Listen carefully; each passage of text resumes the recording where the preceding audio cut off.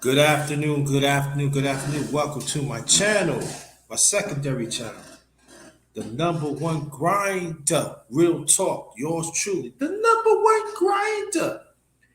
This is the underrated boxing talk number 57.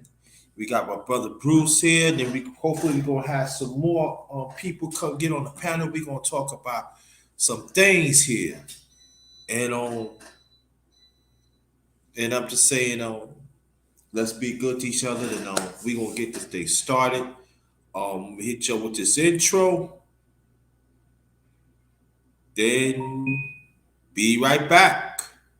Stay tuned. Be back. Good afternoon again. Oh, let me read this first. Just remember the righteous one. As us as the righteous ones, we are still be winners. That's the real, the number one grinder. All right. Just remember we are still winners. All right. Make sure I get that out the way. Okay, after this intro, we're gonna get it going. Be back.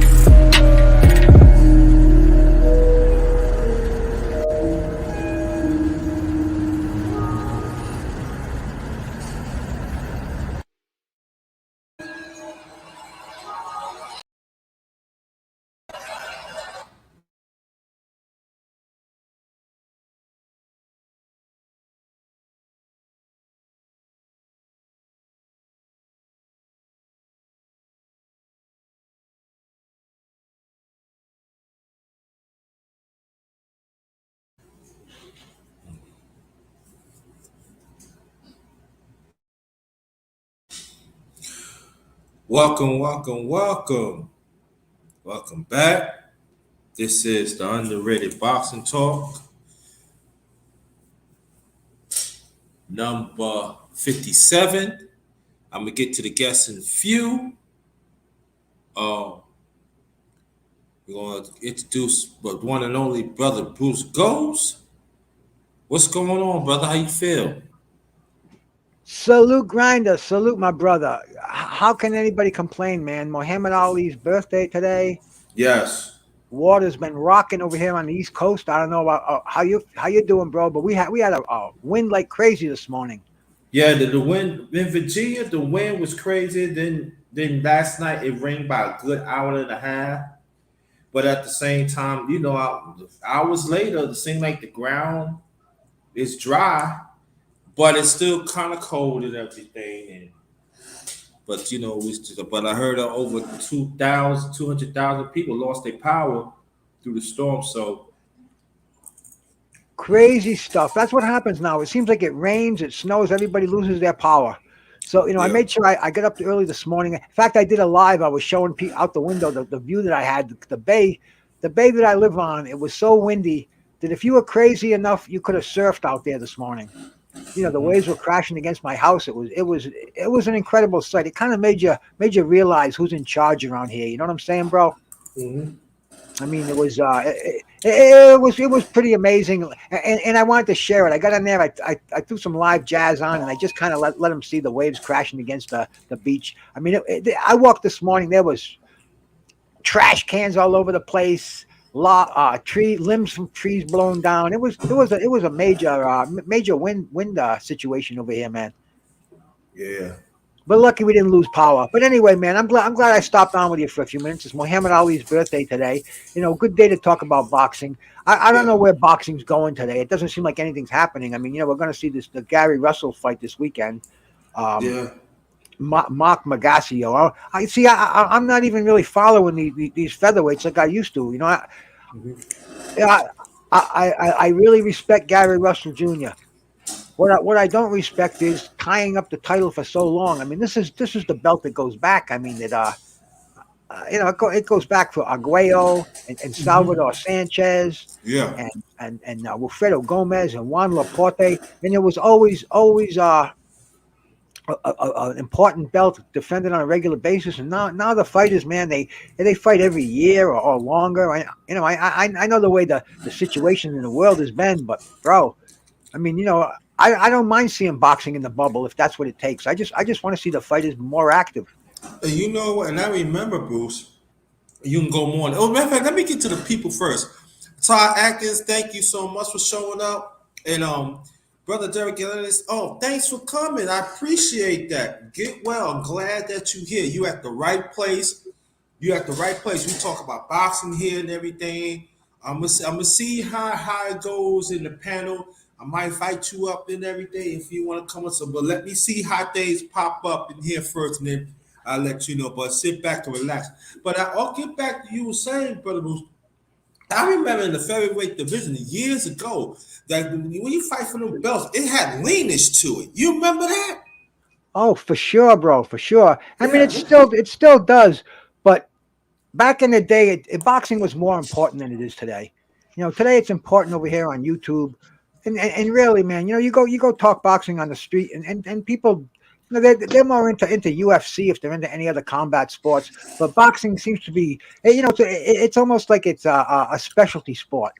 And now that we're charging people these outrageous amounts of money to see fighters that nobody's heard of or could care less what they do, it just seems to drive boxing even more and more into the background. Salute Clarence McLean in here, my brother, with the mask Yeah. on. Smart man. Yeah. Still on muted microphone over there, bro. But anyway, man, yeah, No, no, if he's come back. He said he'd be back. Be no back. no problem, brother. The grinder can handle it. The grinder can carry it, bro. He's an expert over here. Yeah. Been on since day one, bro. I think How that's you doing, gentlemen? How you doing, my brothers? My brothers, what's going on? all right. All right. You know what I'm doing, bro. Sitting here Yeah, on a beautiful afternoon with my Toka 2, talk some boxing with you and the grinder, bro. I Yeah, I'm could, not. I'm not. man. I'm not. I'm not home right now, so my vaccine looks a little different. I came to my sister-in-law's house just to help her with a couple things. So I said, let me still go live. And so I'm coming in the room to get some peace and quiet so Yeah, I can talk to you gentlemen. yeah. So how's everybody feeling today? I'm feeling good, man. Always put my medical card on whenever I smoke marijuana on the air because it's my medication, bro. I got arthritis like you know believe, and I take a few lung busters and I feel good, man. It's got me off four uh pharmaceutical medications, bro. Serious pharmaceutical medications, and I hope you don't mind that I do my medication on your show, Grinder. Do you, bro? As long as you show your Medicaid card, I don't It's care. my medication, bro. I'm a card I carrying mean, patient.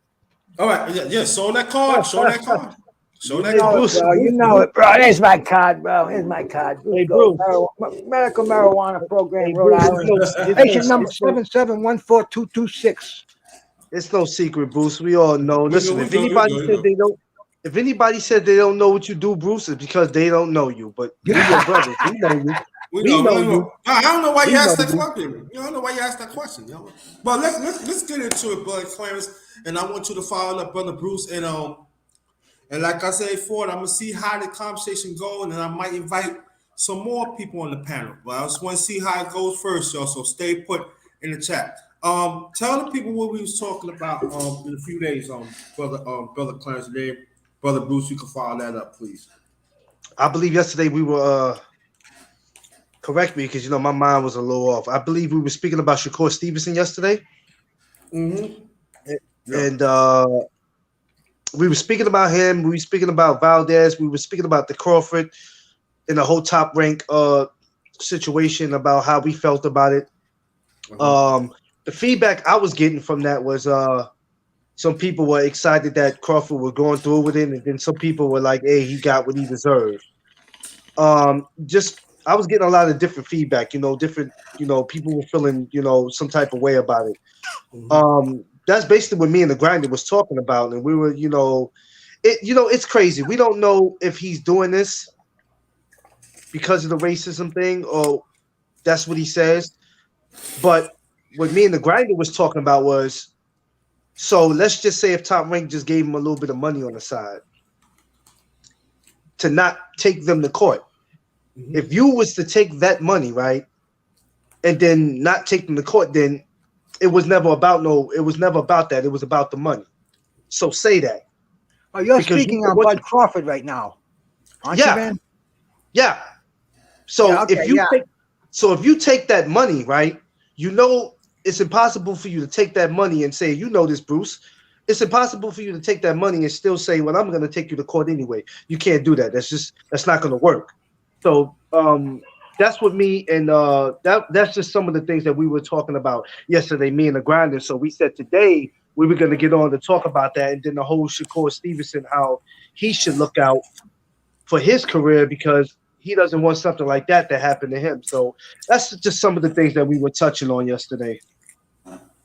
See. In the future, we want to talk about things in boxing, but we want to talk about things that is different.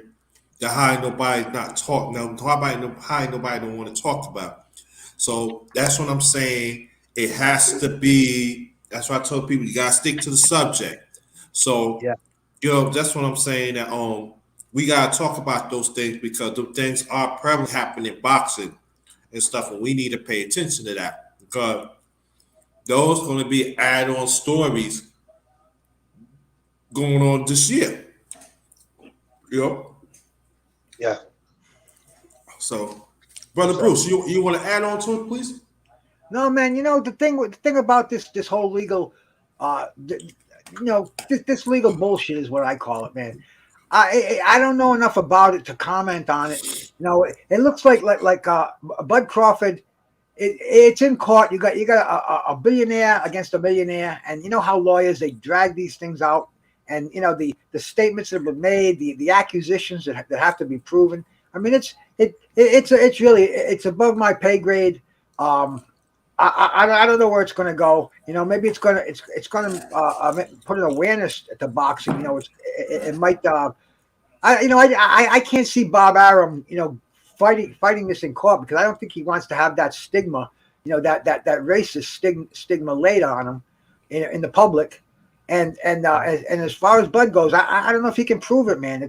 It's crazy stuff. I've heard people that are behind the scenes say, tell me different things and things we hear on YouTube from reliable sources.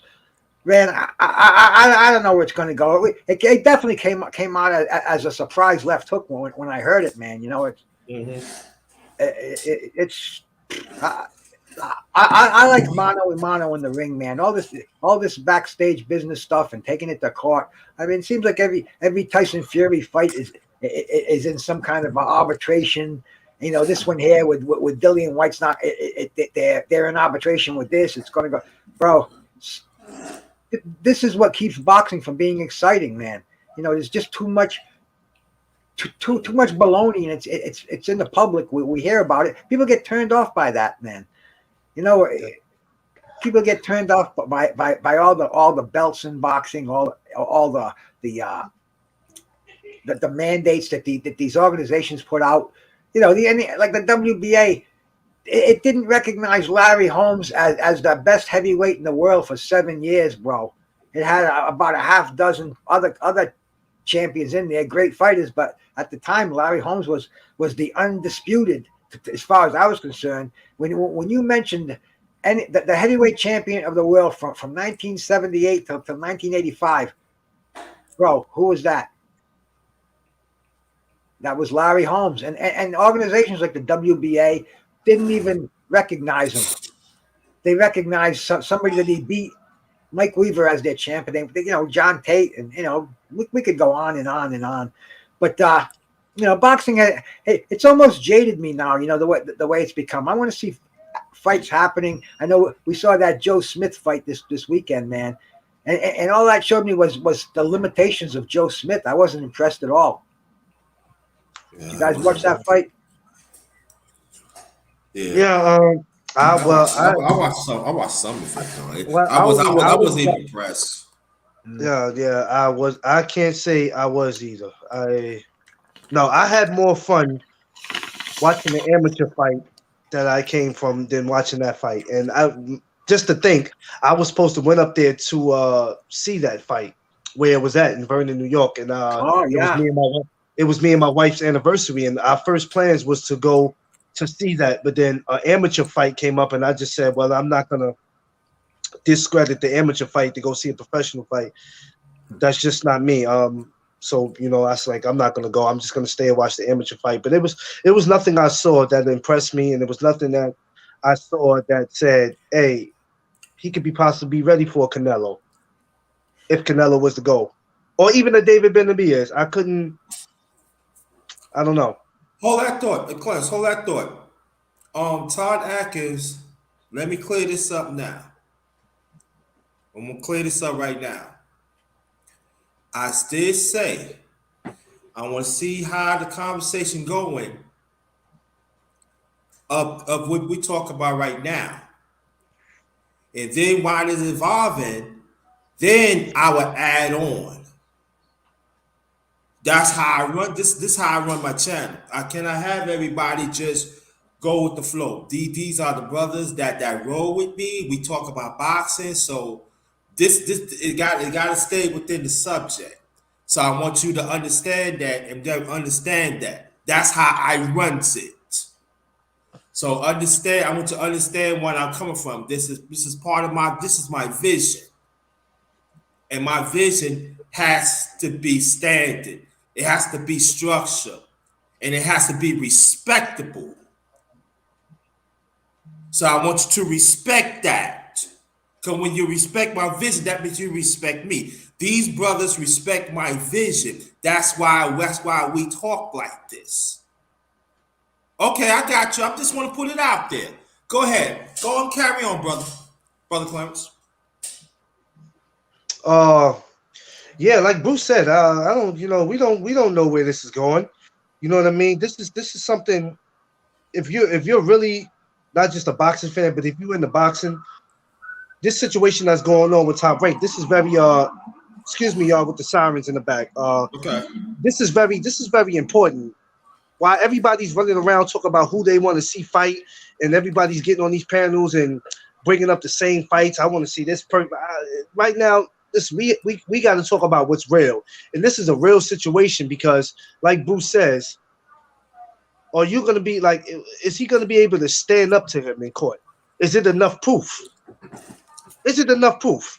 And this is what the Bud Justice League is going to have to understand because right now they're pumping their fist like, yeah, man, go get him, go get Top Rank, go take Bob down. But this might. Did anybody ever stop to think that this might not go the way they think it's going to go?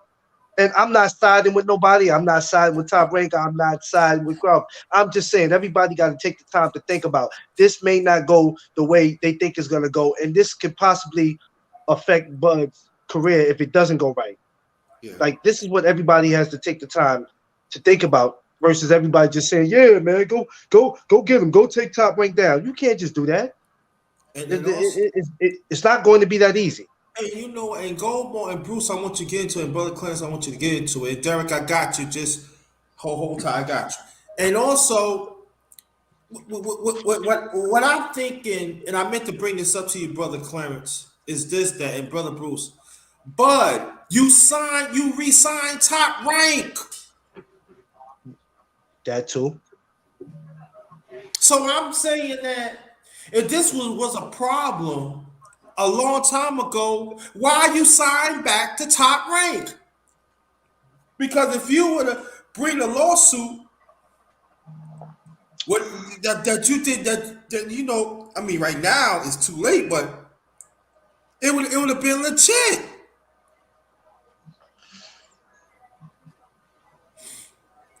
To me, Yeah. I mean, it could be right and everything was going on, but to me, this, what I don't,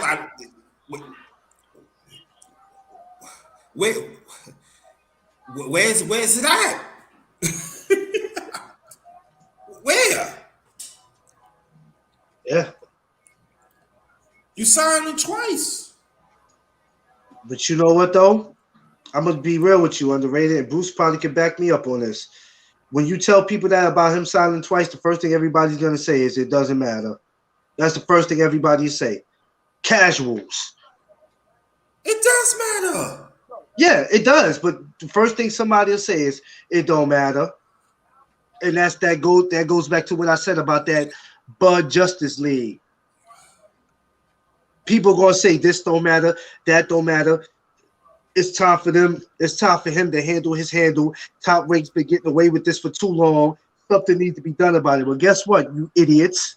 Top Rank has been doing this for years, and you idiots have still been signing to him. You idiots still be signing to him. Oh, everybody has to start they have to start their career off with Top Rank. No, you don't. I don't care how much they pay or how much fame they got, how many years they've been around. You do not have to sign with them when you first start your career. You don't. Because every time you take a chance and look what happened. Look how many of the top dogs Top Rank that had, and they had to walk away from them or they had to pay their way out of it. Floyd Mayweather, $750,000 just to get out. De La Hoya walked away. Pacquiao walked away. There's too many fighters that have walked away. So why is it that you idiots keep signing to them? For what? Excellent point. Excellent point. And that's the thing that there is a history that fighters actually stand up and walk away, and they went on to have, I'm talking about financially, better careers. So TC, what makes you think that you different? That's all I'm saying. Man, look, what do I know, right? What do we know, right? I'm just a guy who likes to just get in front of the camera and just talk about boxing. What do I know? All I know is that this situation is not going to go the way everybody think it's going to go. Now, if Bud wins, that's great. That's great. But if he loses, like I said, this situation might not go the way people think it's going to go. Everybody's saying they're happy, and then you got some people that's saying he deserved what he got because he shouldn't have re-signed. Now, those are the people that understand the game. because you resigned. Nobody put a gun to your head. You resigned. So if you didn't resign, maybe these are some of the things you wouldn't have had to worry about. You understand what I'm saying? Like, gotta make it make sense. Gotta make it make sense. Mm-hmm. So, yeah, and so this is what I'm saying. It's really crazy. No, I'm sorry. Let me shout out to people. Before I get to you, Doug, stay right there. Stay right there, my brother. Stay right there. Bayou Bunny, thanks for showing us, sweetie. I want you to go check out her channel. She always bring the real. And Cat PY2, I want you to go check him out. He always bring the real. That's my day one brother right here. And before I go on, I'm gonna Todd, I want you to go check the IG, and then we got a visitor here. Introduce yourself, please. You gotta mute his mic. No. Hi, my name is Derek Galanis. I'm an author of a couple on the fight game. All right. Thank you. Thanks for showing up, Shah Todd. Sent me to you and everything, and we got you on there. We're gonna talk about boxing, and I heard good things about you, so we're gonna get into it. Now, if you was hearing the conversation, what we were talking about, what's your input on it, please?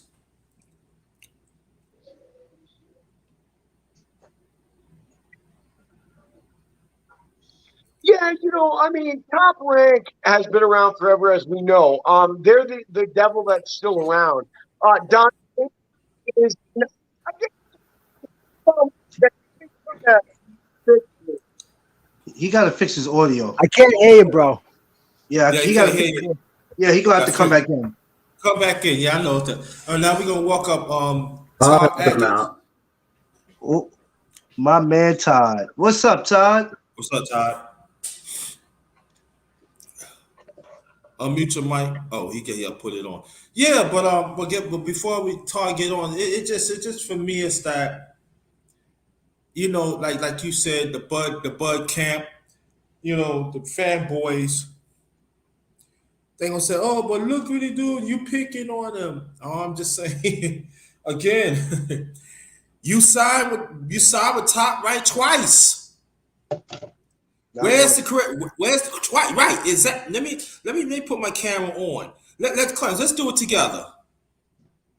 He signed it twice. Twice. Where's the credibility for that? That's all I'm saying. And now, I mean, my thing is this: in life, if you get to stab me one time, you don't get to stab me twice. Yeah, exactly. You don't get to do that. You stab me once, I'm gonna grind your ass. That's it. I'm grind you, throw you in the garbage, straight up.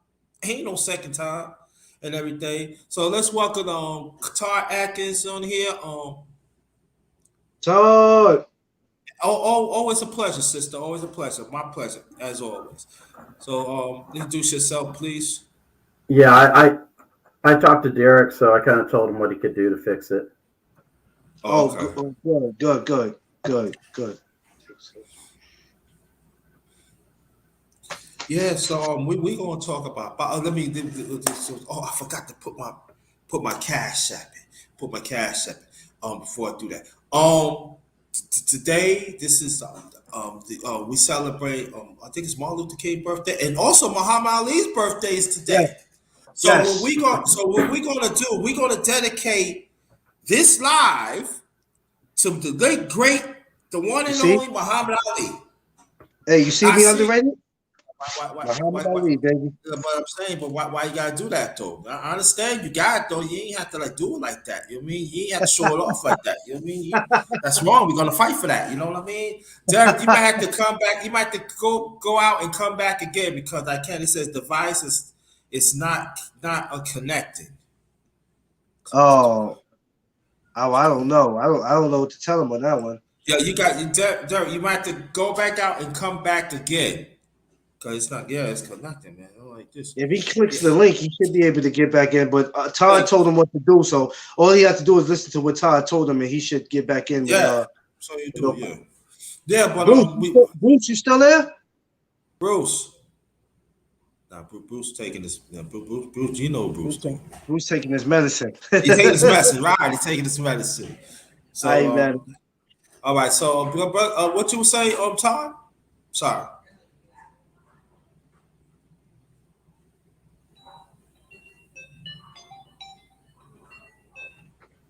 Sorry, I was just talking to Derek, getting him fix his technical issues. Okay, got you. Yeah, and then Sakura Stevenson got a fight, huh? Got a fight coming up. Well, No what? as they put it, breaking news. Oscar Valdez, a potential opponent. Oh, What? really? What? Really? Oscar What? Valdez, all of a What? sudden now, why the change of heart? I don't believe that. Let me tell you something. Nowadays, you cannot believe nothing until you actually see it. No, you can't. You can't. Like, I don't believe fights happen no more until I see a press conference. Mm-hmm. That's just me. I think you know what I think, and then you know what I think, and I think anybody that does boxing content, it's gonna start from. I'm gonna set it off right here, right now. Yeah. If there's no I want you to repeat it again. Oh, Close. if there's no press conference, I don't believe it happens. Even though there's a good 80% chance something can happen to a fighter and the fight could get postponed. But if I don't see a press conference, to me, I just don't believe in it. I don't believe in it. Putting it on social media, like I put the whole Shakur Stevenson and Valdez up on IG just to get a response from people. But I wasn't putting it up there thinking, oh, yeah, this fight is going to happen. Come on, man. We all know that Top Rank is going to do their best to protect Oscar Valdez, even though Shakur is a part of Top Rank too. But they did say, and I quote, we have other plans for Oscar Valdez. And the plans was not to run him in to Shakur Stevenson. We'll give him Oscar's old. We'll give him Butcher, whatever his name is, the guy that Oscar knocked out. We're gonna give him. So now there's a possibility that we can see a Shakur Stevenson and Oscar Valdez. I'll believe it when I see the press conference. No. Now I'm gonna say. Sorry, Grinda. I had to step out for a second. My dog was out there. Then I had to put my sweatshirt here, bro. See, you and Clarence showing off too much, man. Hey, look. Hey, Bruce goes, look. Bruce, I just see kept it, bro. Knocking out Sonny Liston, bro. Happy birthday, champ. Yeah, well, Happy why y'all gotta show it off like that? Why you gotta rub it in my face? That's not right. Now I can't get it to Muhammad Ali. I'm trying to look for it. They don't even have my size. Well, you ain't have to do it to me like this, man. Let me stop. So yeah, that's pretty much Salute down there, Todd. that's I never met you before, bro. How you doing, man? I'm well, sir. How are you? Good, bro. Bruce goes up here, bro. That's my man. That's my man. That's my man Todd right there, man. The coolest cat that you'll ever find. Just not on Instagram, but he's the coolest cat you'll find. Period in the game. A real cool brother. Yeah, yes, he is. Thanks a lot for that. But Bruce, we was talking about it. I know I'm gonna tell you, you will love when you see this. I think you will love when we hear on this channel today. We're gonna set it off right here on the number one grind of real talk. Any fight that announced that they fighting, we want to see a press conference. We want to see some contracts, and we want to see in the face. If we don't see none of that, we don't want to hear that. How do you like that, Bruce? Whatever it takes to sign the fight, bro. Whatever it takes to sign the fight. I like to see. I like to see it in solid print somewhere where this date, this fight's going down. I mean that I don't like to see a fight announced then site TBA. You see that a lot now on the internet, bro. What the hell where's TBA, bro? How you doing, Derek, man? Good to All right, see you, bro. Derek, get back. All right. All Go right, ahead, go, good. go ahead, bro. Go ahead, brother. So I missed the conversation, guys. I've been off for like 5 minutes trying to get connected. I don't even know where we Yo, are.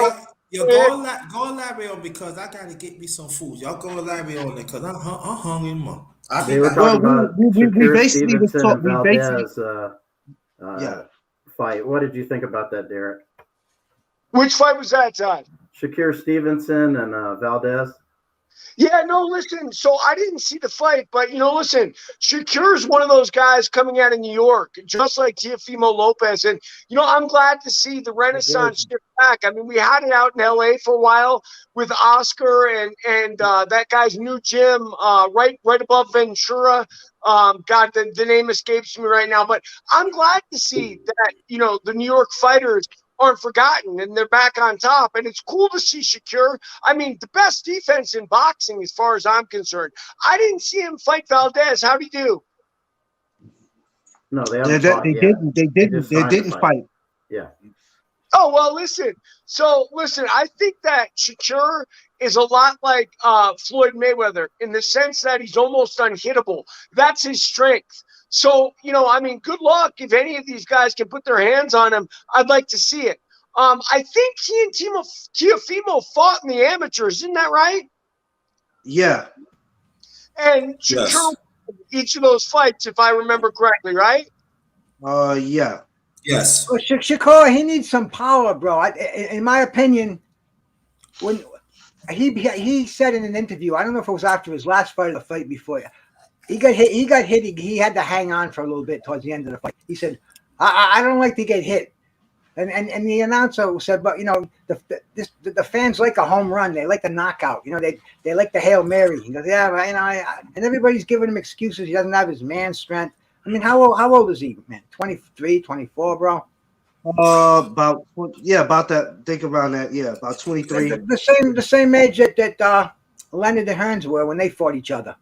To unify, one of the most glorious titles in boxing. But Yeah. I want to see Shakur do a little more offensively to be exciting. Great defensive fighter. I mean, the man's a PhD. Every time he gets in the ring, nobody's going to touch him if he doesn't get in the pocket and trade. But that's the thing; he doesn't make for an exciting fighter like that. And fans today, man, when you're paying for Mario Barrios and Keith Thurman $80. You think you're gonna pay for somebody like Shakur Stevenson who's not putting on a show? And believe me, when I said that Mario Barrios and Keith Thurman, they're not going to get $80 out of my pocket. But They're not they're even getting selling that. it for a pay-per-view, bro. They I'm think telling they you are right. from some fools out there. I'm being honest with you, Bruce, and I'm going one thing better. Yeah, they ain't getting no $40 or $25 from me. That's out. Heck no. No way. They Now ain't they worth it. Guys, you got to think of boxing as what it is, hit and not be hit. And I think Willie Pep was a good example of that. Yeah, that's a good point. Remember when Tyrell Biggs lost his right hand in the fight with David Day, and Lou Duva kept saying, Willie Pep, Willie Pep. And, that's what it is. And Floyd Mayweather, the end of his career, people got mad at him too. But, what does Floyd have to prove to anybody except, stacking up his money and going out as an undefeated champion, which basically is almost unheard of. So, I don't know. I mean, that's boxing, hit and not be hit. But Dirk, understand what we talking about. We got fighters right now has not proved themselves, even in the top 20, and they rose up to be in championship conversation. But they ask us to give them top dollar that have not proved themselves. And I get what you're saying. You're absolutely right. But also, we had to understand too, us as consumers, as hardcore boxing fans, nah, we ain't paying for that shit. I'm sorry. To me, if it ain't got nothing to do with unifying titles, they ain't got nothing to do with leanness. I'm being hardcore 2022, and they ain't got nothing to do with leanness. It ain't all about running it back for rematch and stuff like this.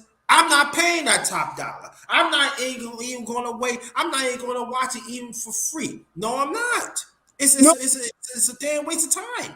I hear what you're saying, but you gotta like Gotti versus Ward, right? I remember when they were trying to make Ward a contender. He was on Top Rank back when Top Rank played B-level boxing, and they couldn't do it. He lost to a guy named Brett Lally, and then they I brought him remember a that. journeyman at the end of Gotti's career, and they had a trilogy that everyone loved because they're grinders. But you're not always going to get a grinder like that. You know, I mean, sometimes it's the art of boxing, and I think that's what Shakur represents to me. But listen, Yeah. I don't blame you for not paying for it. I wouldn't pay for it either. But I would say this though too: the fighters back then was much more different than these fighters today. Could you agree on that? Well, no. So I heard you guys start the show like that, and I've been a boxing fan since I was a little kid. Back when you couldn't find boxing anywhere, outside the inner ghettos. And let me say this: I mean, boxing is at an incredible time right now. We got Canelo, we got the heavyweight championship doing what it does. Top Rank has signed an incredible amount of lightweights and the junior welterweight champion of the world. I mean, I think it's an exciting time, man. I think it's thrilling, personally. Okay. All right. I can't agree with that 100% at all, bro. Because I lived through boxing from the early '70s.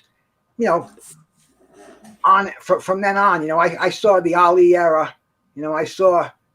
I saw Larry Holmes era. I saw the Tyson era. And I rode with all those eras. And back then, man, they were giving us filet mignons every weekend for free, basically. On free television.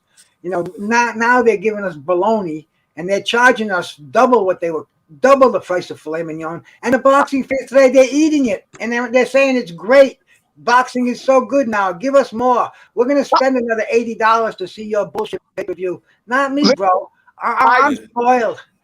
I hear, but follow me on this. So back in the days you're talking about, I was beginning then, and Larry Holmes was on HBO, and we were fed a steady diet of Larry Holmes versus David Bay, Larry Holmes versus Tim Witherspoon, Larry Holmes versus any underachiever that's out there. The reason we got so many fights and so much money out there is because UFC has made boxing that much more popular. And now it's everywhere. Now we can't afford to watch every fight unless you're a millionaire, but it's more available, man. And I'm excited for it. I love it. Good, thank you. Let me introduce my brother. Hey, introduce yourself, please. G5 Jeff TV in the building, man. I seen nothing but family up in here, man. I watched y'all for about 10 minutes and I couldn't take the shit no more, man. I'm like, Grinda, send me a link. I need to be up in here, man. Big shout out to Bruce Goose, my man C. You know what I'm saying? Panel, all that. G, what up? What's up? What up? What up? Bruce Goes, you doing your thing, baby. I see you. And What's up, baby? What's up? You're an inspiration, my brother. Believe me, you are, bro. Hey, you are. Yeah, this is the first 2020. This is the first really full unboxing panel that has assembled, right, Clarence? Yeah, because we didn't do this. We didn't have it like this last year, so No, it we're wasn't blessed like to this have it. last Like year. So this this is going to be starting big. So I want people to embrace this. I want y'all to embrace this now. This is something that we could do this often. So please, you got to support this. Even the people outside, you got to support this. Don't let it be the last time and everything. We're gonna do things big. We had to be the ones. Before I continue, we had to be the ones to call the boxing for what it is. Because there are a few channels, I'm putting it out there. There are a few channels ain't doing it. There are friends are the ones that are messing up boxing. On this channel, it's not going to be. We are hardcore. We're going to call it straight through. If you don't like it, you can leave. No hard feelings. This is how we're going to do it. I've always been doing it on this channel anyway, but I'm going to re-emphasize this. This is how we're going to do it in 2022. How about that? So I welcome, I thanks for everybody to come here and everything. We're gonna keep this going. G5, so my brother, tell them about your channel and each and everybody else too before we continue. G5 Jeff TV. We all over the place, man. Facebook, Instagram, Twitter. Grinda, we cut from the same cloth. We just, we Great turn the stuff, camera on. G5 TV, man. Sub to G5 TV, bro. Hey. Almost every day around 5 o'clock. I go by there. A lot of times I'm driving, man. I can't say anything. I gotta keep my eyes on the road. But bro, you and fucking Shane. Shane, yeah. And the other boy, bro, I can't think of the other brother's name. What's his name? Vlog, yeah, vlog. Vlog. Dude, you guys spit the real out. My wife's looking at me. She's like, salute him. I said, baby, she knows. She doesn't even know how to do it. Hey, Bruce. I'm listening to you guys, and you always great stuff, man. Sub to G5 TV. Vote in the polls, bro. Nothing but the real deal over there, man. Check it out. I appreciate you, bro. And you know the thing that's crazy, Bruce. Even if I don't see you in the comment section, I know you there. You know what I'm saying? Like I know you there, man. But it's just a channel. I always make sure I get a thumbs up in, if nothing else, bro. I appreciate that. But I feel like everybody on this panel was cut from the same cloth. Like we're gonna leave, politics out of it. You know what I'm saying? You put me into it. Thank you. Wow. Absolutely. See, I hit Grinda line up. I said, yo, I need a link, man. I said, you got too much family in the building, man. I said, I can't take just watching. Yeah. I told you my grind don't stop. I keep on telling y'all. Listen, my grind don't stop. I tell him all the time.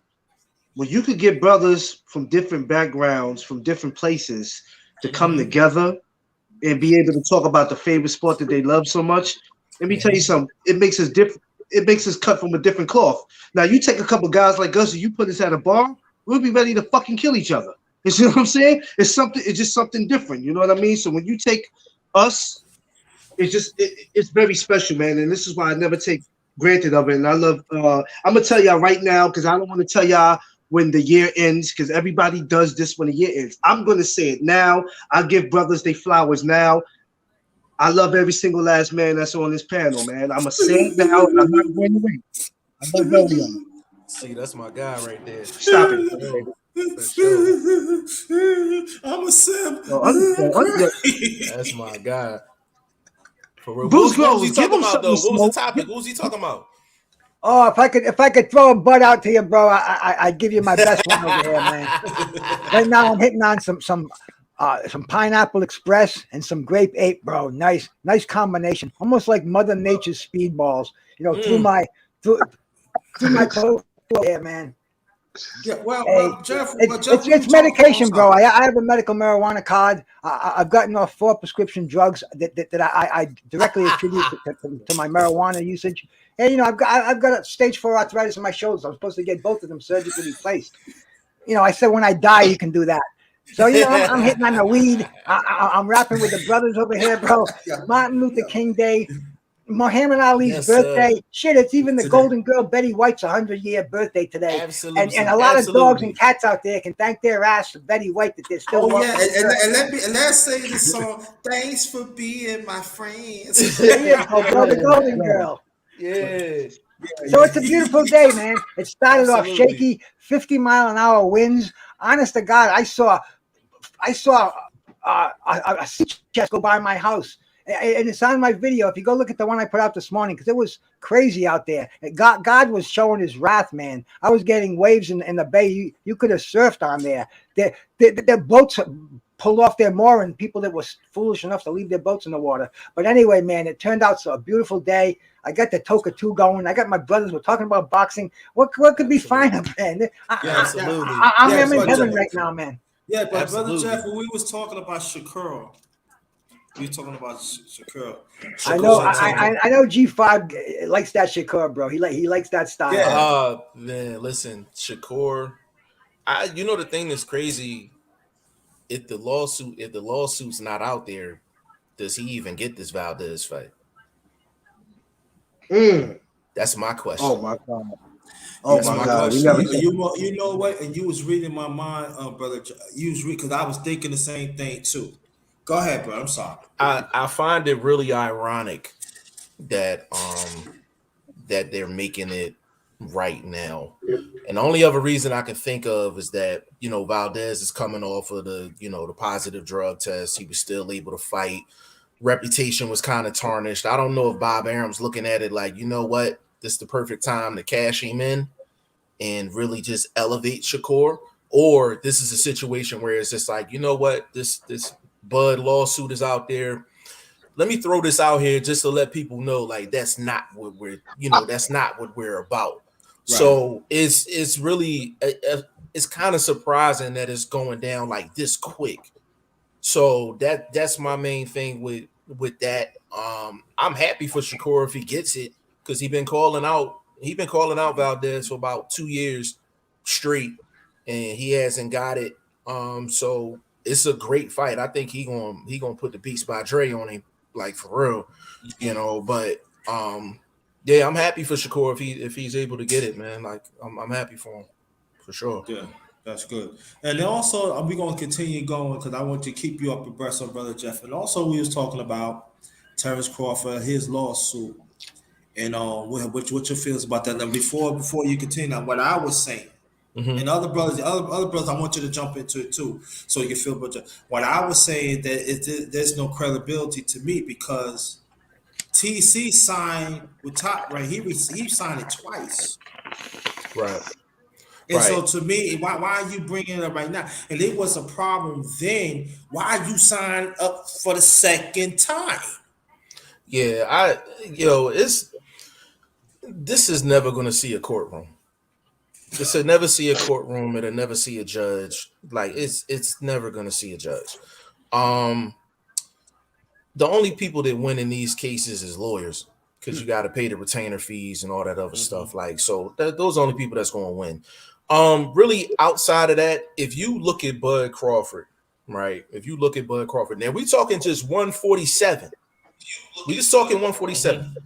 He's 6-0 with 6 knockouts, right? He's 6-0 with 6 knockouts.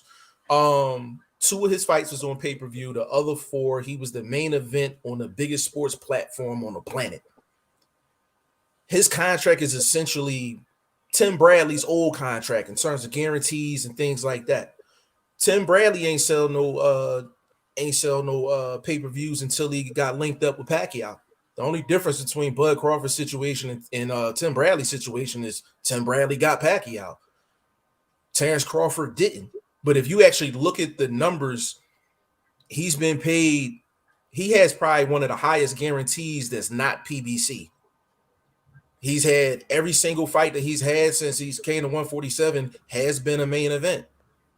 Has been a main event. So it's like, when you look at the actual lawsuit, outside of the racial part, he says because of the racial epithet, he missed out on big time fights. I'm just going to ask the panel, outside of Pacquiao, who did he miss? I'm gonna behave myself. I'm gonna wait till last. Y'all go ahead. Who did he miss? So Listen. You know the white elephant in the room. I mean, that's Bud Crawford. That's Errol Spence, bro. Is that race or politics? Bro, it's 2 brothers going at it, man. I don't see any racism involved there. I just see the best welterweight fight that they've been dangling in front of our fucking noses for the last Christ. My memory doesn't even go back that far, bro. Yeah, and they're still doing it. That's politics. That's not race. That's politics. It's politics. That's boxing politics. That's not race. You know what I mean? Well, and I don't know what you call it, because I don't see race there. To me, boxing is the sweet science. The politics of boxing is loaded with racism. I mean, there's so much being accused here. Hold on, bro, stop that. I gotta say this, not to you, Roman. You cannot say that. You cannot say that. Aaron, Mr. Jew. No. You cannot say that, bro. You can't say that, bro. Nope. Hey, Bruce. You know the thing that's crazy about this situation. Listen, Underrated. The Bud Justice League, here they come. They coming in. Of course, I know. What is the Bud Justice League? Just the supporters, man. The Bud supporters, man. supporters. Hey, Grinda, did you think of this, bro? With Bud Crawford, I don't even understand why he's doing this because I'm like he's cutting his nose off to spite his face. Now, so what you call it? What you call the group again? See, what you call them again? The Bud Justice League. Okay, so the Bud Justice League, right? So they're coming in. Their main thing is that Bud deserves 50-50 with Spence, right? That's the consensus. Do you? So with you filing the lawsuit saying, "Hey, I'm not as big of a star because of what you did to me," you're already proving that you don't deserve 50-50. You're shooting yourself in the foot. And then the only other fight you could get outside of Spence without signing with Al is the Josh Taylor fight. You just sued the promoter that can line it up for you. Who are you going to sign with now? And you know, and Brother Jeff, and I want everybody to get into it. Is this the same TC? Because I don't call him Terrence Cole. I call him TC on this channel. Is he the same one say that he's not going down? Whoa, you lost me. You lost me on that. You said what? I mean, TC. The TC was the one that he's not going down to fight anybody. He feel that he's all right with the welterweight. Last time I checked, last time I checked, that's what he said he wouldn't go down. Last time I checked, coming up. Taylor will be coming up, which it wouldn't make no sense for Terrence Bud Crawford to fight him if he's coming up, because he's not gonna get no credit for it anyway. They're gonna say Taylor too small. Right. How your first fight at 147 gonna be against the top dog? Bud ain't gonna get no credit for that, man. That's why I'm like, I don't understand the lawsuit. I don't. I don't. If people don't know that he signed with the same manager Tyson Fury got, and people don't know that. He signed with Daniel Kinahan. He signed with Daniel Kinahan. Like, come on. Hey, but G, I got a question for you. I got a question for you. It's very hard to win court case based on racial discrimination in a business suit like this. But I got to talk about what I think is the elephant in the room. I think Ugas is a big threat to Spence and to Crawford. And by the way, people were calling me crazy when I told them Pacquiao couldn't beat Ugas. Well, what happened? You know, so I think that what we're not talking about, maybe he's not as exciting as Spence and Crawford, but he's incredibly durable. He's a massive welterweight. And by the way, he crosses the boundary, right? He's Cuban. He is also, what would you call him? He's a dark Cuban, what they would call Moreno. So he crosses that racial boundary that Terrence has set up. You know, I'd love to see that fight. Yeah, that's a good fight. That's a good fight.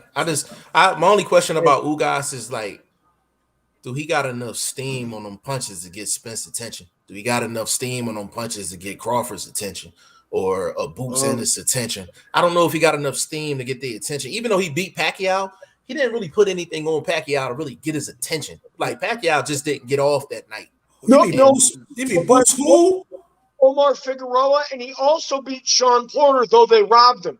So he beat those. I agree with that. I agree with that. I thought he beat Sean too. I thought he beat Sean clear, actually. Yeah, but Boots who? Listen, Boots who? Not. Yeah, right. Not to make any excuses. We have to wait to see what type of Earl Spence we got coming. We don't know. Like, I'm not making no excuses for the man. We don't know. We don't know what Spence is going to show up. So at the end of the day, right? If Ugas, let's just say, if he does get past Earl, they'll blame it on not so much the car accident, but he's been out. He hasn't fought since he fought Danny Garcia. They're going to look for every reason, for every excuse. That's what they're saying about every boxer today. Every excuse is, what's he going to look like when he comes back again? Because they take so much time off between fights. Yeah. And, you know, you take a year out. Yeah, you know, what's he going to be like? What's Manny going to look like when Manny comes back? We saw it, bro. But they say that about every fighter now. If you fought regularly, like Canelo, then nobody says, what's Canelo going to look like when he comes back? Because he doesn't go anywhere, bro. He keeps fighting. Hey, Bruce, you know the thing that's crazy about that? That's 100% facts. That's the problem. That's the problem with the PBC model. That's the problem with the PBC model, because all of their fighters have a high guarantee. So the way their business is set up, you got a decision to make with PBC. Are you going to put them on regular TV? Can you afford to put them on regular TV? Or because their purses are so high, you can't afford to put them on regular TV, so you have to put it on pay-per-view. So then you might get, so you get Stephen Fulton and Figueroa for free, right? And then you turn around and you ask me to pay for Andy Ruiz and Areola. That's like you giving me filet mignon for free and then you charging me for the burger and fries. Well, see, You the thing understand is, what I'm man, I think people are savvy enough to know that you don't have, It's true. who It's true. can pay for fights? True. I can't, bro. Money's not abundant in my house, bro. I'm a senior citizen. I live on a fixed income. If I paid for every fight that I'd watch, the government would come after me. They'd say you couldn't possibly have that much money, bro. Because seriously, every week it's another $80 pay-per-view. And now this weekend, bro, like I was saying, getting back to it, we're going to see Gary Russell Jr. fight. What's his name? Magiason. Well, yeah. And you know what the biggest question is? What's Gary Russell going to look like coming back? That's everybody. That's what I'm saying. The fighters have to get more active because we forget about them. People out there don't even know who Gary Russell Jr. is unless you're a hardcore boxing fan, bro. I mean, the WBC featherweight champion. That's the one that Alexis Aguayo had, bro. That's the one Salvador Sanchez had. That's that Juan Laporte, some of the greatest featherweights in the world, and it gets tied up because Gary Russell. I know he's had internal problems, and PBC fighters, that's their motto. But 2 years not defending that title, hey Bruce, and the WBC does nothing about it, bro. You know what his guarantee is? You know what his guarantee is? No, I don't know. I don't know anything about that. His guarantee is over 1.1. Wow. That's a fact. I can stamp that. Whoa. His guarantee is 1.1. Yes. For what? Any fight or this particular fight? In any fight he goes into, his guarantee is over 1.1. I know this. Why hasn't he had a couple of fights in the last 2 years? I will give y'all my check right now if I'm lying. You ask anybody on the inside, what's Gary Russell's guarantee? They're gonna tell you it's over 7 figures. It's over $1 million. And why hasn't he fought? Because the thing is, you can't put him on pay-per-view because he don't have a fan base. Then on top of that, he's not officially with Al Heyman anymore. So when you don't sign with Al, you're not top priority. So if you notice his last 5 fights, they've all been mandatories. They've all been mandatories at the end of the day. So he's fighting in Atlantic City this upcoming weekend, right? Mm-hmm. You may not see him until 2024 because they're not going to be able to afford to pay. How old is he now? He's 32. Right there. He's 32, so he's wasting his prime. For a featherweight, bro. He's fought 4 times in 5 years. Yeah, but that's like dinosaur. That's almost ancient for a featherweight. That's dinosaur years. Yep. His guarantee is over $1 million. It is dinosaur years, but at the same time, that kind of money, that's heavyweight money. I mean, 1.1 million guaranteed. That's a beautiful career for that guy at featherweight. Pretty incredible. Yeah, but see, that's the thing, though. That's the thing. Like, if you're making 1.1, right, and then you're sitting out for a year and a half, almost 2 years, it's not only this great money. Like, Derek is great money. Don't get me wrong, but you're basically taking that 1.1. And you're away from absolutely everything for 2 years. So you're not building your brand. People are not seeing you at your craft. I compare it to this, bro. Grinda, you can rap with this one. It's like having a sports car and that shit is in the garage, yo. Mm-hmm. You want to see that the sports car ain't a sports car unless that thing on the road ripping, right? I think Derek. He's always in the garage. He's always in the garage. The difference is, bro, the sports car doesn't go down in value. There's nowhere to be found. It's like I cook, so it's like I'm making spaghetti and meat sauce, but I don't put. I want my sauce. I want some sauce with the meat, but I refuse to put tomato sauce in it. Though. I'm gonna put the tomato can in the closet. Right. I think Derek knows about missing time more than anybody on this. Yeah. I'm fighting the government for that matter. Guys, let's talk about conversation full circle. Like mine as well. The first light flyweight bout, Darren King was trying to get $1 million for Humberto Gonzalez and Michael Carbajal. The fact that a featherweight is getting a guarantee of 1.1 million means that the sport is involved. And that's great for everybody, man. I mean, I don't think boxing is sick. I think boxing is flourishing. Maybe on the back of the UFC, but guess what? I don't care how it happened. Boxing is great for me right now. I understand that, but let me get this out. But I Mhm. understand what you're saying there, and you're right. But this is what I'm saying. Why I'm going to pay a fighter that have been out of commission for a few years? I'm sorry. For me, it troubles me. I'm kicking my hard-earned money, like G5 said, and I like Gary Russell. Don't get me wrong. Me too. I like Me Gary too. Russell, but I'm paying just for mandatories. No, that don't fit right to me. Is Look, it don't? Gary may have a chance with Inoue. If Inoue comes up in the next few years, maybe that's his money fight. Everybody's got to have a career-defining fight. And if Hey, that might be it, Gary, I hope it is, man, honestly. hey, But, personally, I think he'll get destroyed. hey, Derek. Hey, Derek. Let me break something down for you real quick. Please. So this is just from like a business like math perspective. So Gary Russell was guaranteed 1.1 for his mandatories, which the majority of them are tomato cans, right? So he's getting 1.1. So let's just take your example. Like a new way comes up. He say, all right, I want that Gary Russell smoke. Gary Russell's already fat off of the mandatories for 1.1. When a newie comes up, the risk is here, is high. So what's going to happen is he's going to price himself out because he's eating well now. So when a new A comes up, he's going to want 3.5, $4 million. And it's not in the budget. Like it's not in the budget. And that's why a lot of his fights don't happen. So when he was calling out Bud, he was calling out Tank, he's calling out this person, that person. They already know he's gonna be asking for $3+ million. And this is for somebody that doesn't have a fan base. So that 1.1 looks good, but it hurts him on the back end.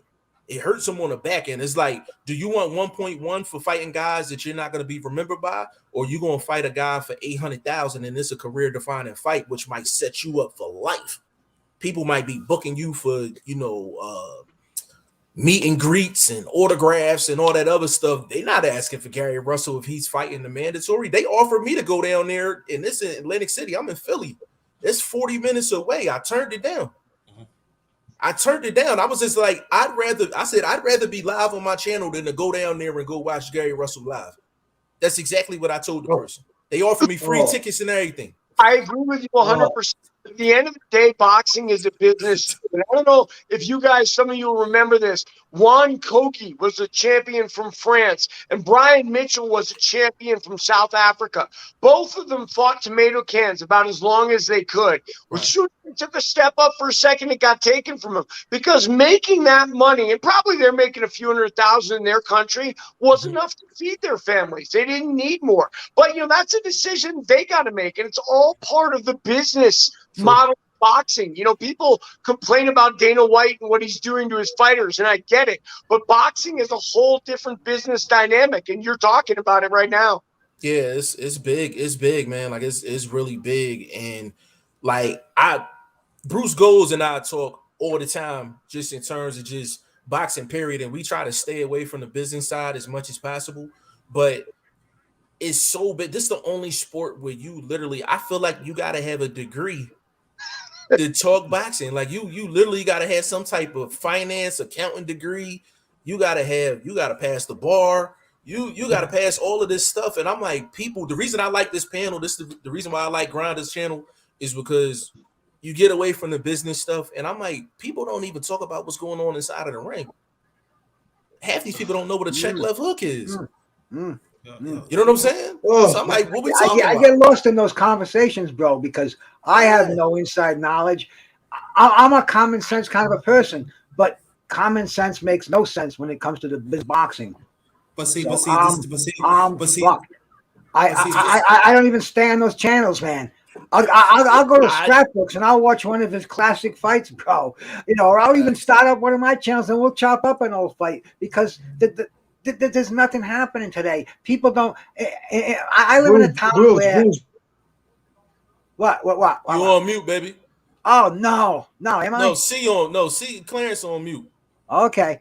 Oh, okay. No, I'm going to say, man, I live in a town, maybe about 40,000 people, and I almost guarantee that they don't sell 100 pay-per-views to any of these fights, because I go out and I talk to people and I ask them, I ask them about fights. They just about know who the heavyweight champion of the world is, and even then it was only because everybody was talking about Wilder and Fury. But now it's not even a thing. They're watching football right now. They're watching the playoffs, man. They're watching the NBA. Right. Boxing it's too much for them. They're not going to spend money for fighters they've never heard of, and that's Bruce, the problem. They're just not saturating the airs. They're not even giving us a little bit. Hey, Bruce, and you know the thing that's crazy though? That's why I said when they put the Tank fight on Sunday, I said that was the dumbest move they could have possibly did. I'm like, why would you put Tank up against football? Basketball came on that night. I'm like, why would you put him on a Sunday when the Well, you know NFL what is I would still do, popping? man? Because it's almost like YouTube. You can't do a show without going over somebody else's show. You know what I'm saying, man? And boxing, if you had a great fight, then it would transcend any football game. You get the football fans to watch that, but there should be enough boxing fans that would want to watch. Let's say it was going to be Tank against Lomachenko, bro. That would be like, whoa. That would be put the brakes on. But they don't do that. They can do that on any night of the week. Hey, Bruce, you know the thing that's crazy about that? So, Grinda, you already know Floyd was like, we're not in the business of making another company rich, right? Yep, exactly. So I said, you know what? I said, listen, you can get away with that with the casual fan. I said, you're not going to get away with that with me. I'm like, if you look at Floyd, what was Floyd's biggest paydays? They were outside of his network. Pacquiao was his biggest payday outside of his network. De La Hoya, biggest payday outside of his network. His top 3-4 paydays was not in-house fights. So I'm like, don't give me that. I was like, bottom line is, I was like, you want Tank to follow the same model as you. You want him to fight the Mexicans and things like that. I said, the problem is, I was just like, the Mexican fighter and the Latino fighter, they are extinct compared to what it was back in the day. Back in the day, he had his pick of the litter. Right now, Tank, he has nobody to fight under the umbrella. The only person he can fight is Rolly. And the only that's it. That's it. There's nobody else going to fight. Don King and Bob Arum, they made some of the greatest matches in history together. They had contracts on each other, bro. Facts. I mean, talk about deep hatred, but yet when the Skrull is on the line, then hey man, let's shake hands and let's sign a fight. Facts. Yeah, and also too, like me and Clarence, we was talking about this too, in the past boxing matches too. Tank should have been an immortal. I'm gonna explain why. He could have cleaned up 130. He could have cleaned up 135. Now, if he would have been undisputed them two, that would have made him. He'd be a Hall of Famer. Yeah, but see, that's the thing. Right, but that's what. Let me finish. So, out of all that, Floyd want to pick and choose that you could have cleaned up, and then you could have been. If you want to go to 140, you could have been big dog. But I'm saying, like, Floyd, what is you doing? Yep. He missing Tank missing a lot of opportunities. A lot. Yeah. Yep. That's a fact. 100% facts. I think guys, Gervonta Davis and Broner sort of skip the really hard things, and they go on to win titles that are sanctioning body titles, and they're 3-4 time champion. And the problem with the WBA right now, right? They're forcing to consolidate because everybody's got sort of a fake title. And I think Gervonta and Broner did that. And that's why they landed up where they are. But Broner had some big fights too. I'm sure with Tank, that's right around the corner, I would assume. You're right. We assume. Brother Clarence and Brother Todd, you can get into it, please.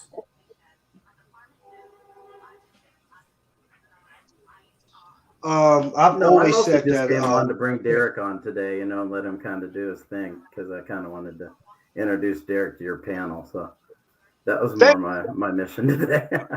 You know what, Todd? You a sneaky Oh, guy, appreciate man. that, Todd. Thank you. You're a sneaky guy, Todd. I'm telling you, I'm gonna get you. I'm gonna get you for that. You trying to set the grinder up. I figure you out. Let me stop. No, Derek's a great talker when it comes to boxing, But I'm and glad. But that's what I want. That's what I want. yeah. We need that. I always thought he was a good guest on my show, so I want to give him a chance to stir your show up a little bit. You know? Yeah. And you know, Okay, Derek, that's you know, that's Derek, I want you to be able glad to ask. have him. Another family. Go ahead, Clemens. No, go ahead. I wasn't saying nothing. Go ahead. Nah, I'm just saying that I'm glad G5 you gave me that compliment. We don't really talk about business in here, but sometimes it comes into it. I just want to get back into it, the strategy. I want to get back to it, you know, the hooks, you know, the mental mindset, you know, and everything else. You know, Somebody got feedback, bro. Yeah, somebody got feedback. Hello? Oh, okay. And that's when I want to get back to it. We strategize. I want to break down. Like my favorite fighter that people, Clarence, you know, is Thomas Hearns. Unheard of. A lot of people don't understand the latter part of his career. He unified a lot. He unified some titles. He did. Now people say, "Well, what about Sugar Ray Leonard?" Yeah, Sugar Ray Leonard did it in his first part, but Hearns did it. But see, what I love about Hearns, he still had Manuel Stewart, and then what happened was he reinvented himself. He didn't go for the right hand no more. He started knocking people out with the left hand, setting people, knocking people out with body punches now, and he reinvented himself and everything. And that's what and, you know, and picture you fight as a welterweight, and then from all the way up for the cruiserweight, you become champion, multiple champions, and you beating the best along the way while towards your twilight of your career. And for me, Hey, Grinda, that's a great point. The reinvent yourself point. Because some of the greatest fighters in history weren't able to reinvent themselves.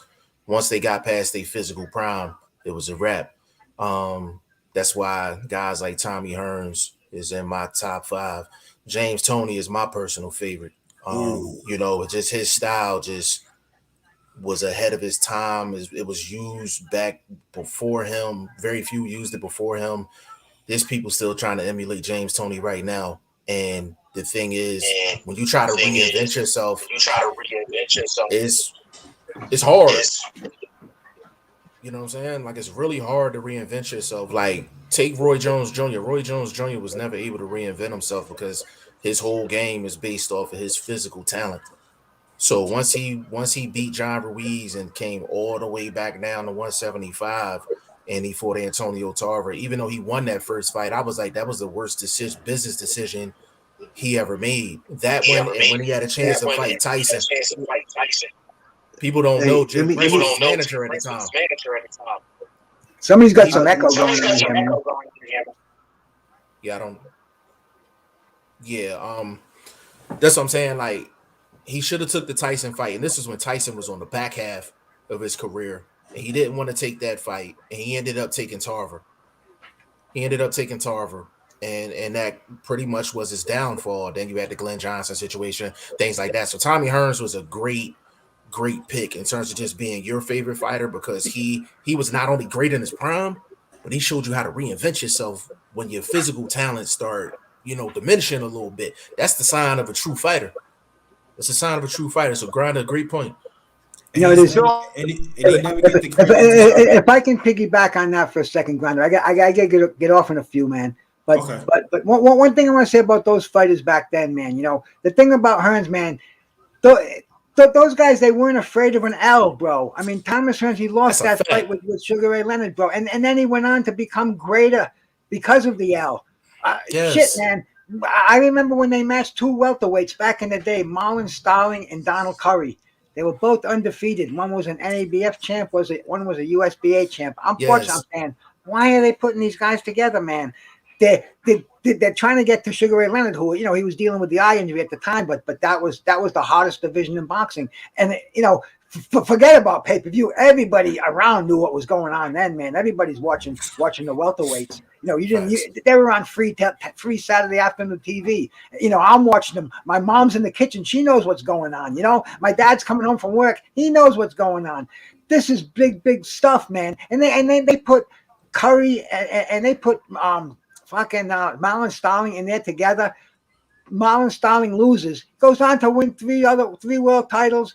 Goes on to Donald Curry, same thing, man. It didn't matter. He went on and he did his thing until he fizzled out. But my point is, man, these fighters today, they're so afraid of that. They don't realize Sugar Ray Leonard got beat by Duran. He got his first L. What happened after that, bro? I mean, shit. Just look at the blueprint that these fighters laid out for you, but yet they're shying away from. They don't want to put Boots Ennis and Ortiz together because they both don't want to lose that. Right, bro. Right. Wake up and fucking read some magazines, read some boxing books, talk to some cats who've been there. What you're doing now is not making your fighters pay-per-view worthy or famous. It's making people, the people that, not the hardcore boxing fans, they know what's going on, but the people you have to sell the pay-per-views to, to give these guys $1 million purses. It's not us. Hardcore boxing fans, we're going to watch it no matter how. If we have to watch it on our phone, on our tablet, whatever. We're looking for the people who have other families over to pay that $80 where they sit around, they order some pizzas, watch that fight, do it again. Let's do it again next month, man. We had a great time. Bro, that's what they have to sell the fighters to. And if they don't have exposure early in their careers, they're not going to buy them in these so-called glorified pay-per-view fights, bro. I don't see that formula as making boxing thrive. I see it as shrinking boxing and turning it more into, turning it more into like whatever sport is on a decline, man. Roller derby or anything you want to throw in there. I just don't see them thriving business-wise or the fights we want to see. It's not happening anymore either. That's good. Derek it, and Clarence. I gotta jump. I just wanted to thank you for that. G5, always a pleasure. Derek, you're a very cool guy, man. Nice being on here with you. Clarence, awesome. Always my brother. And Grinda, I just wanted to say, bro, I'm going on with our brother Duke at 6:00. Me, him, I, and Scotty from Combat Sports. We're going to talk about hardcore bodybuilding, nutrition, supplements, and training back in the old days, bro. Yeah. After this, we're gonna see. Yeah, bro. If you guys are still going, you're still going, bro. That's why I have to go, because I have to eat something. I have to put my nose in the books and remember some of them old names from the day. Maybe even grab the dumbbells and pump a few 50s to get. Hey, Bruce, show, you did promise. Bruce, you did promise me in December I was gonna get some. Yeah, I'm still waiting, Oh, bro, you know it, man. One of my goals in life now, it's always been G5. We're gonna get together. We're gonna see a fight. We're gonna hit a blunt up. Yeah, for sure. You know that someday. Yeah, I don't smoke blunt, but I'm ready to, this may be the beginning of a beautiful relationship. I'm ready to, absolutely. I'm ready to get some of that too. Oh, brother, peace, man. One love. One love, thank you. Shout out to Bruce Goes. I want you to go support them and everything like that. Bruce Goes in the building. Bruce Goes in the building. We got Clarence McClain. We got the one on Derek. Man, I heard about you, Derek. I've seen you a few times. Like someone's got some back. Yeah. Oh, go ahead. Go ahead, brother. Go ahead, Derek. No, I lost it. I was going to talk about Tommy Hearns beating Virgil Hill when he was undefeated, man. That was what I mean, look, he stepped up a weight class when then it wasn't all too common. And Tommy Hearns outboxed, who was the slickest light heavyweight champ at the time. I love your favorite, Grinder. Tommy Hearns is one of my favorites also. It's like, for me, it's like, and then Clarence, I want you to get into it too. It's like, for the years I was boxing, and I understand you talk about Sugar Ray Leonard. I get it. But for me, it's like Hearns always had to fight a shadow of Sugar Ray Leonard, and all along, he just got better and better. And it doesn't hurt when you had the late great Emmanuel Stewart. It's not gonna hurt. But what Emmanuel Stewart had done, Said, Hearns, this is what we're going to do. And then, but at the same time, as a fighter, as Hearns, that he sees for the future. That you cannot fight when you was before. We got it to adopt. But that's why, like, I remember when he fought on Shula. Y'all remember that. And everybody said, oh, Shula gonna beat him and nothing like this. But I know that Shula, and in all due respect, Shula was a pretty good fight. He had a pretty good amateur career. I used to watch him, and he did okay. In the pros. But I knew what Hearns was doing. He just dissect him. And then I remember he hooked him, a short hook. And then he didn't see the right. He said, and then it was like poetry in motion. And then when he hit it, you could tell Hearns his walk back. And I said, so you figure like you see stuff like that. He wasn't really doing that in the welterweight division. Because he was just like jabbing it, boom. But I thought about, I said, then I think about, then when I start seeing it, it's just the evolution. It's the evolution, be something.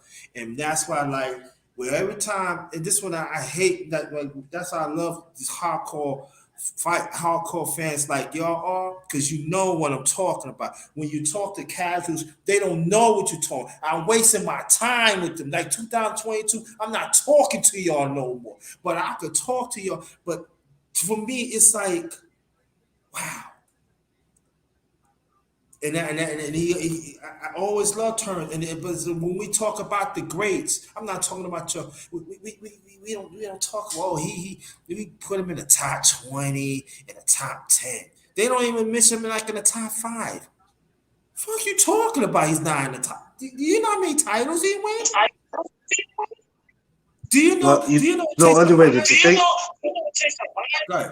The thing about when you put fighters on the list, it's like you can't even put who you want, who you think is the best, or who you earn, who earned to be the best.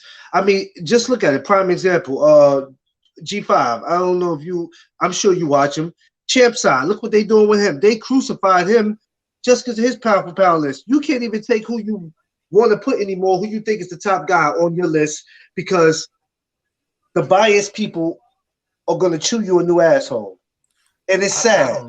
It's like you have to go. It's like you have to go with their list. You can't go with your list. You got to go with their list. And if they don't agree with your list ain't shit. Yeah. It's crazy, man. Like, if I don't question anybody's pound for pound list, there's only two things I want to know. What's your criteria, and can you give me an explanation for it? Long as it's those two things, man, like I'm cool with it. So if you got somebody in your pound for pound list and I don't have them in mind, if you can give me an explanation as to why, then I'm cool with it. I'm cool with it at the end of the day. And it's almost like you got to put on it, like if you drop a pound for pound list, you literally got to put my pound for pound list, in my opinion. Boom. Like, you know what I'm saying? Like, it's crazy. But they don't explain. But they don't explain what you was talking about. They don't. That's the problem. They don't explain. Like, what I like about Hearns, I explain it, right? And you'll agree. That's all I'm saying. But there's no added conversation with you guys. No, I have to set you from them stinking ass. You not explaining it. Hey, Grinda, I have people that be on my panel all the time. They refuse to put Canelo in their pound for pound list because he had a positive drug test. So it just depends on what like what your flavor is like. But as long as you can explain what your flavor is, I'm cool with it. I'm cool with it. Let me tell you. I think for some people that don't know a damn thing about this sport, when they think about pound for pound, it's like they want to throw a lot of guys. They want to throw their favorites on there, but they want to throw guys as undefeated. Perfect example. I threw Lennox Lewis on my pound for pound. Oh, they chewed my ass up in my DM.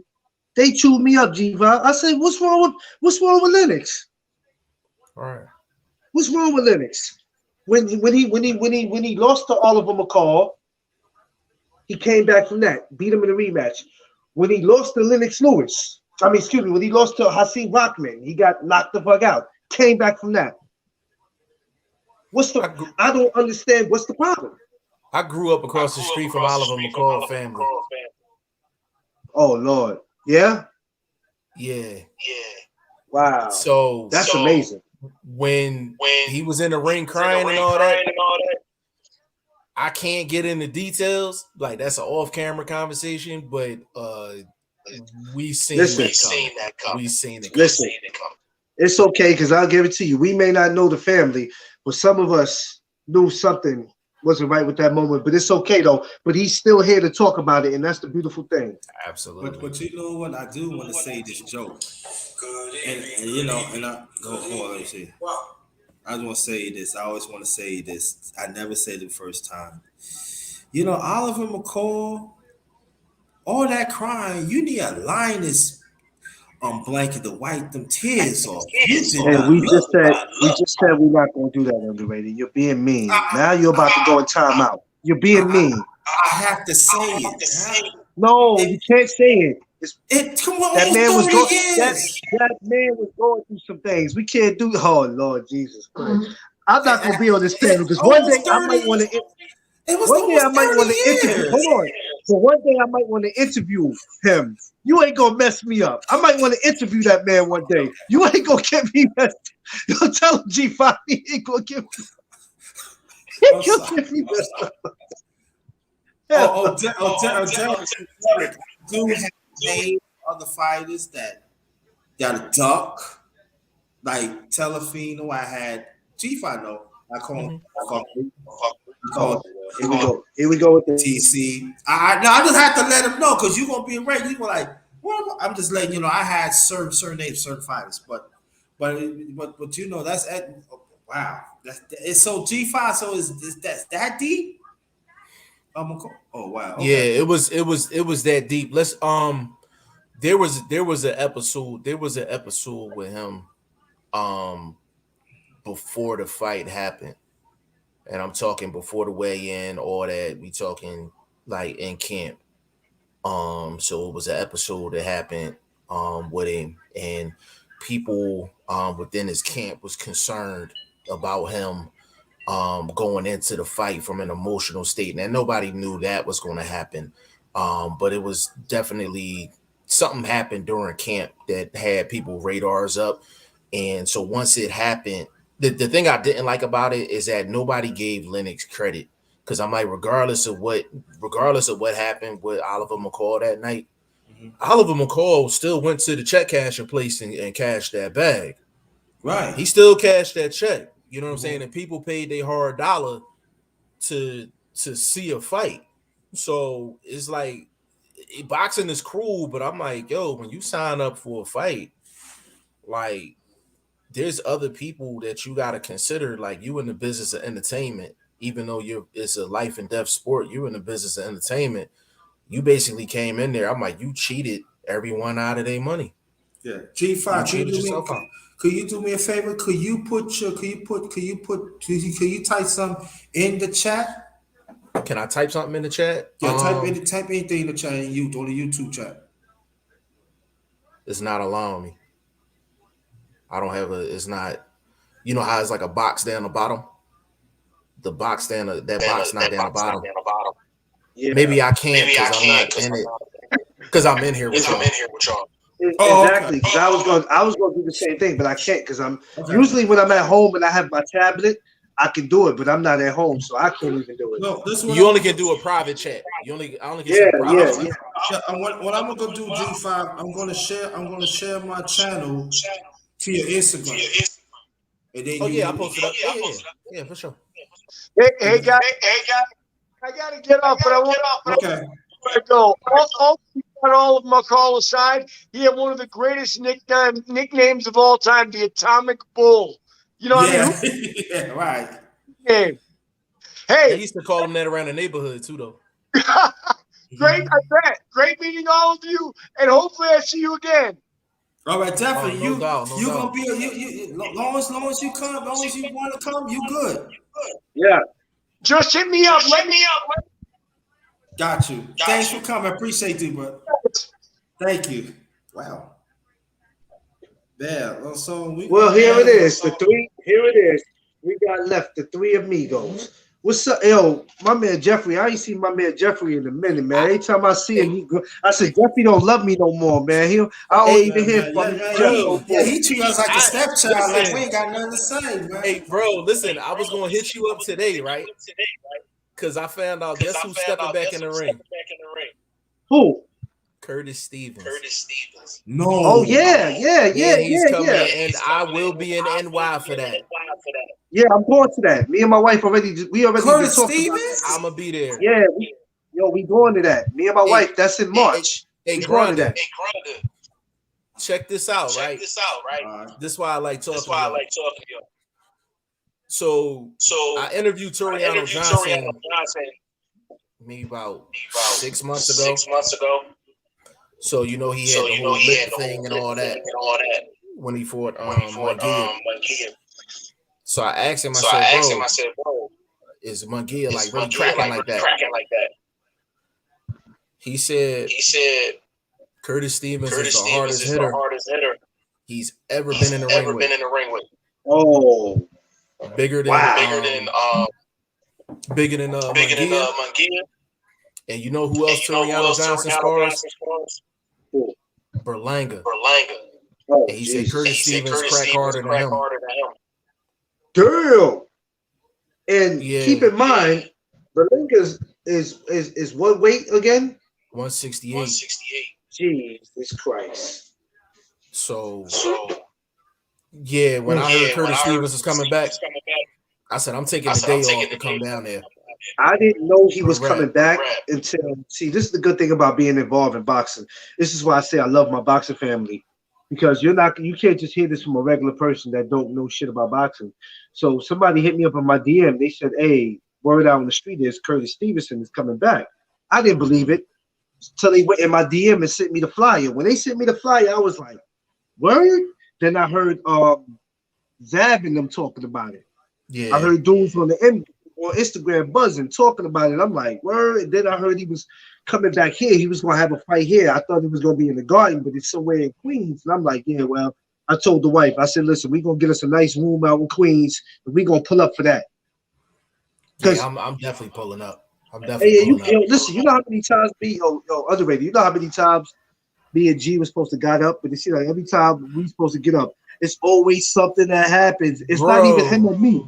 It's neither one of us. So C was supposed to come to Philly like twice. But the way they sell tickets in Philly, what happens is they give all the tickets to the fighters. So if you don't know the fighters personally, there's a pretty good chance you're not gonna get a ticket. That's Like, why Philly's the only place you can't walk up to the front door and go get a ticket. I told C, like, I don't want you to come down to Philly, and then we can't get in the fight. That's why I became friends with every fighter from Philly. Every time I'm on IG or Facebook, I'm hitting that. As soon as I see Philadelphia, I don't even check for pictures. Boop, I'm hitting it.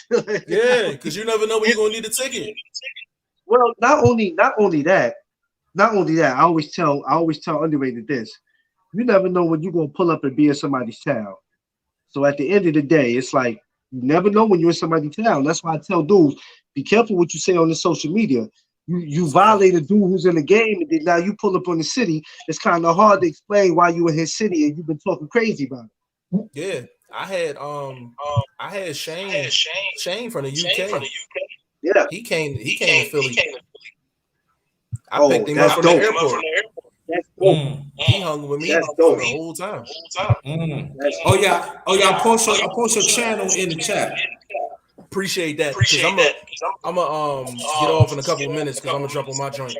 But I'm gonna definitely post you on my joint and on the social media as well. Actually, you know what? Grinda, send me your number. See, you ain't changed your number, right? Nope, nah, it's still the same. Cool. Okay, cool. I still got yours too. We got some stuff cooking up. I think you would be interested in it. Okay. On a boxing tip. Oh yeah, and also too, I want to do a special chop up with you on my channel. We're going to ask you how you come up and stuff, and also what that means. You can ask me questions about me. That's why it's a chop. It's, I'm it's, cool with that. it's not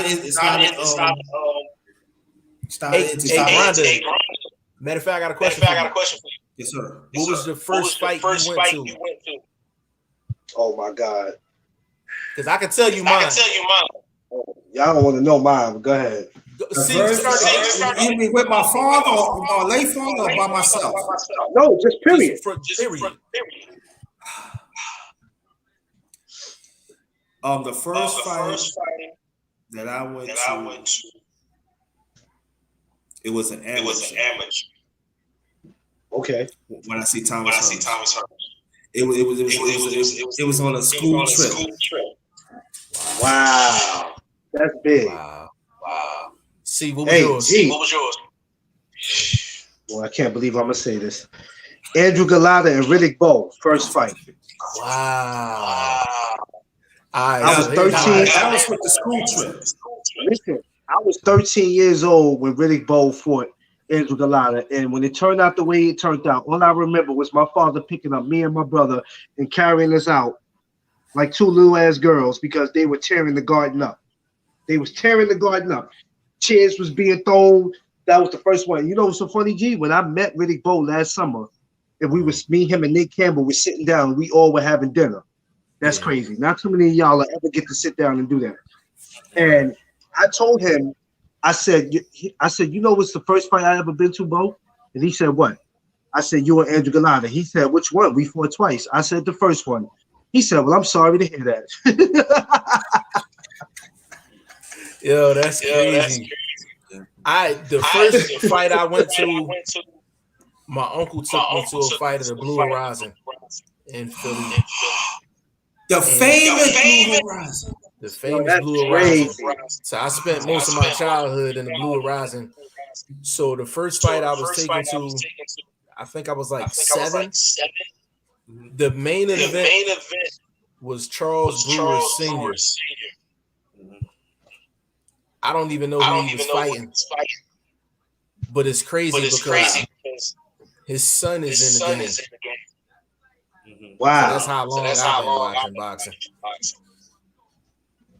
Hey, we blessed it. Hey, listen, like I tell people, man, I don't know about nobody else, but I say this every time I go live and I say this off camera.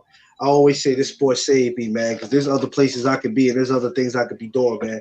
But when you're doing this and you can get in front of your camera, you can talk about, you can get with a couple brothers and talk about your favorite sport. I love this. Yo, what I want to tell you, G5, yo, check it, right? Being that I be on my amateur stuff real hard. I'm gonna need some amateurs out there in Philly, man. You gotta drop some names for me in Philly, man. You know what, see?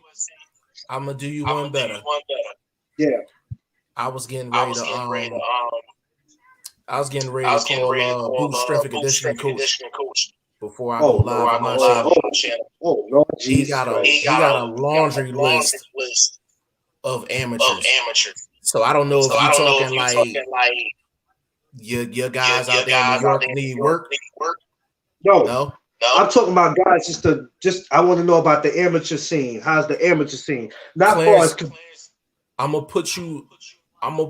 call you and I'm gonna put you on the line with him. His name is Rob Acosta. Okay. They train a bunch of amateurs. He gonna give you everything you need to know.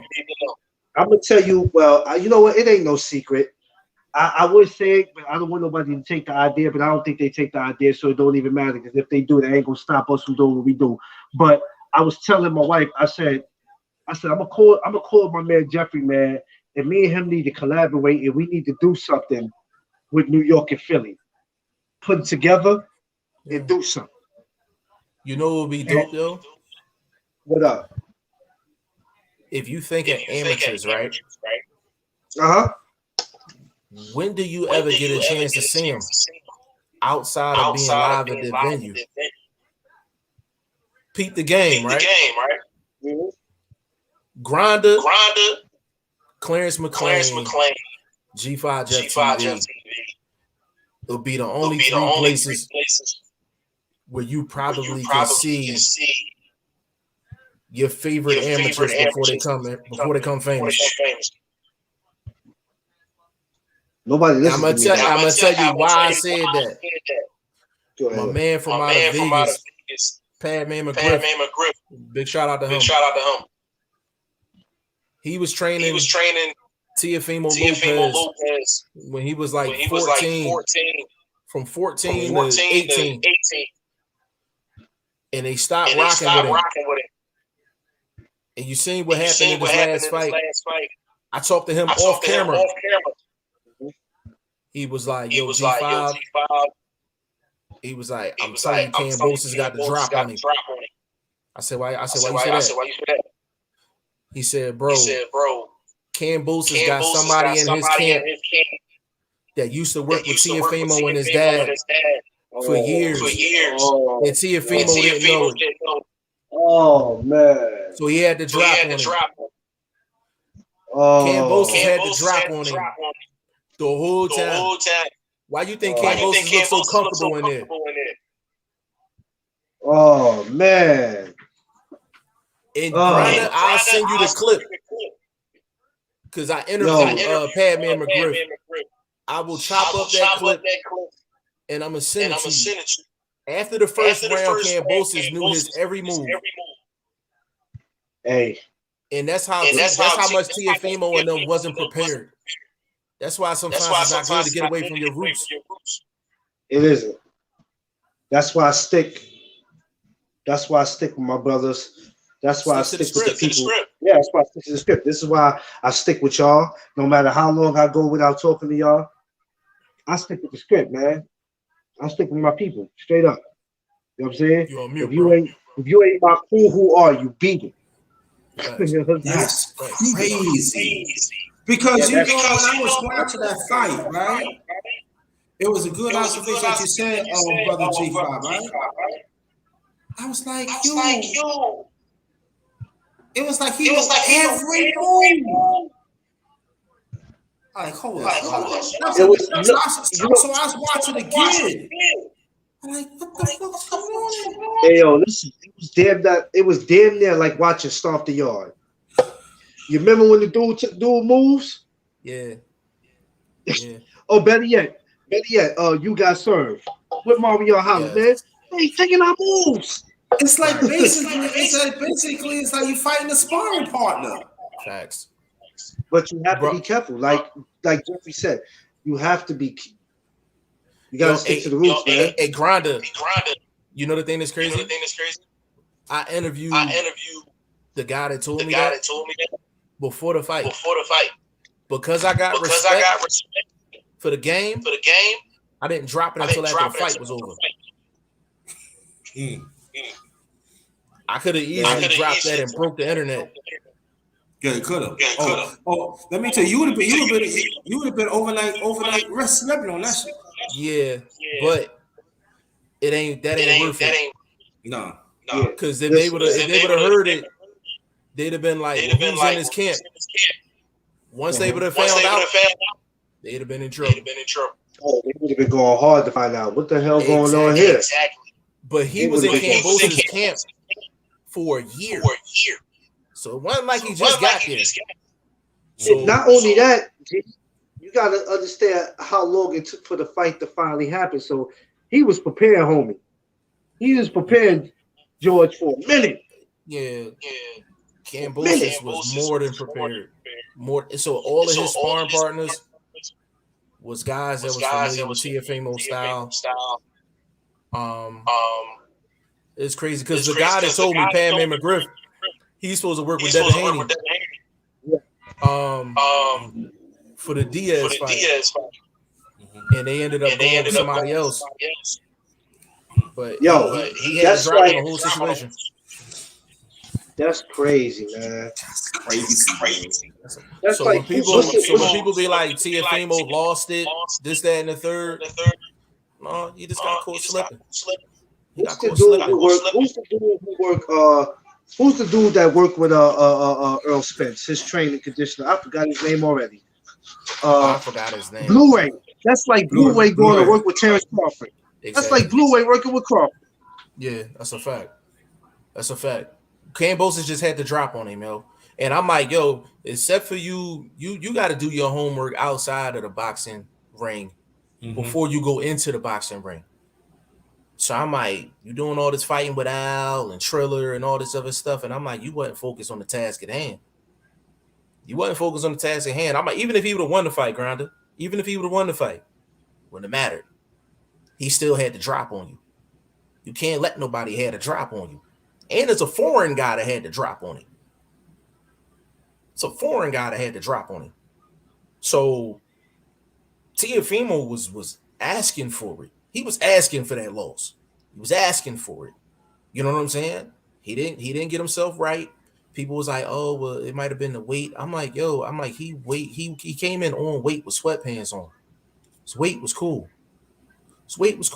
I was like, Kambosos, when you study somebody for a year straight and you cater your whole life to your opponent for a year straight, if you are skilled, it's gonna be hard for you to beat him. Yeah.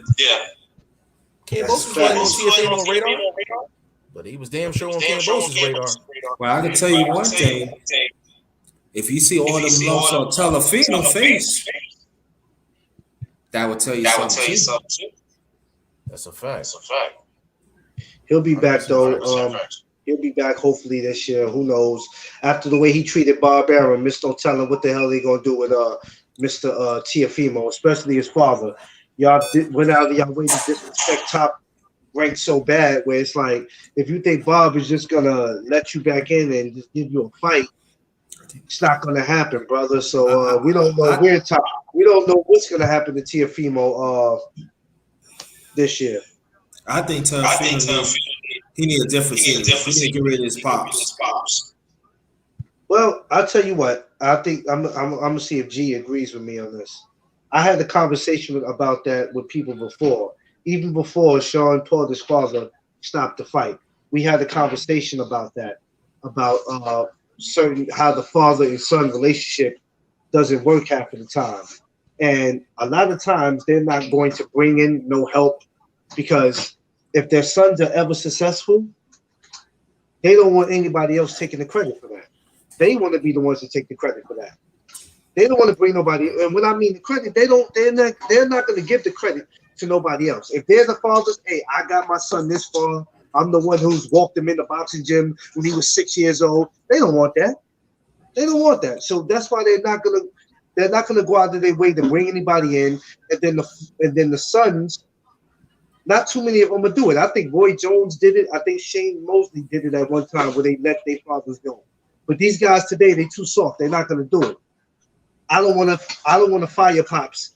I still got to look at him at the dinner table.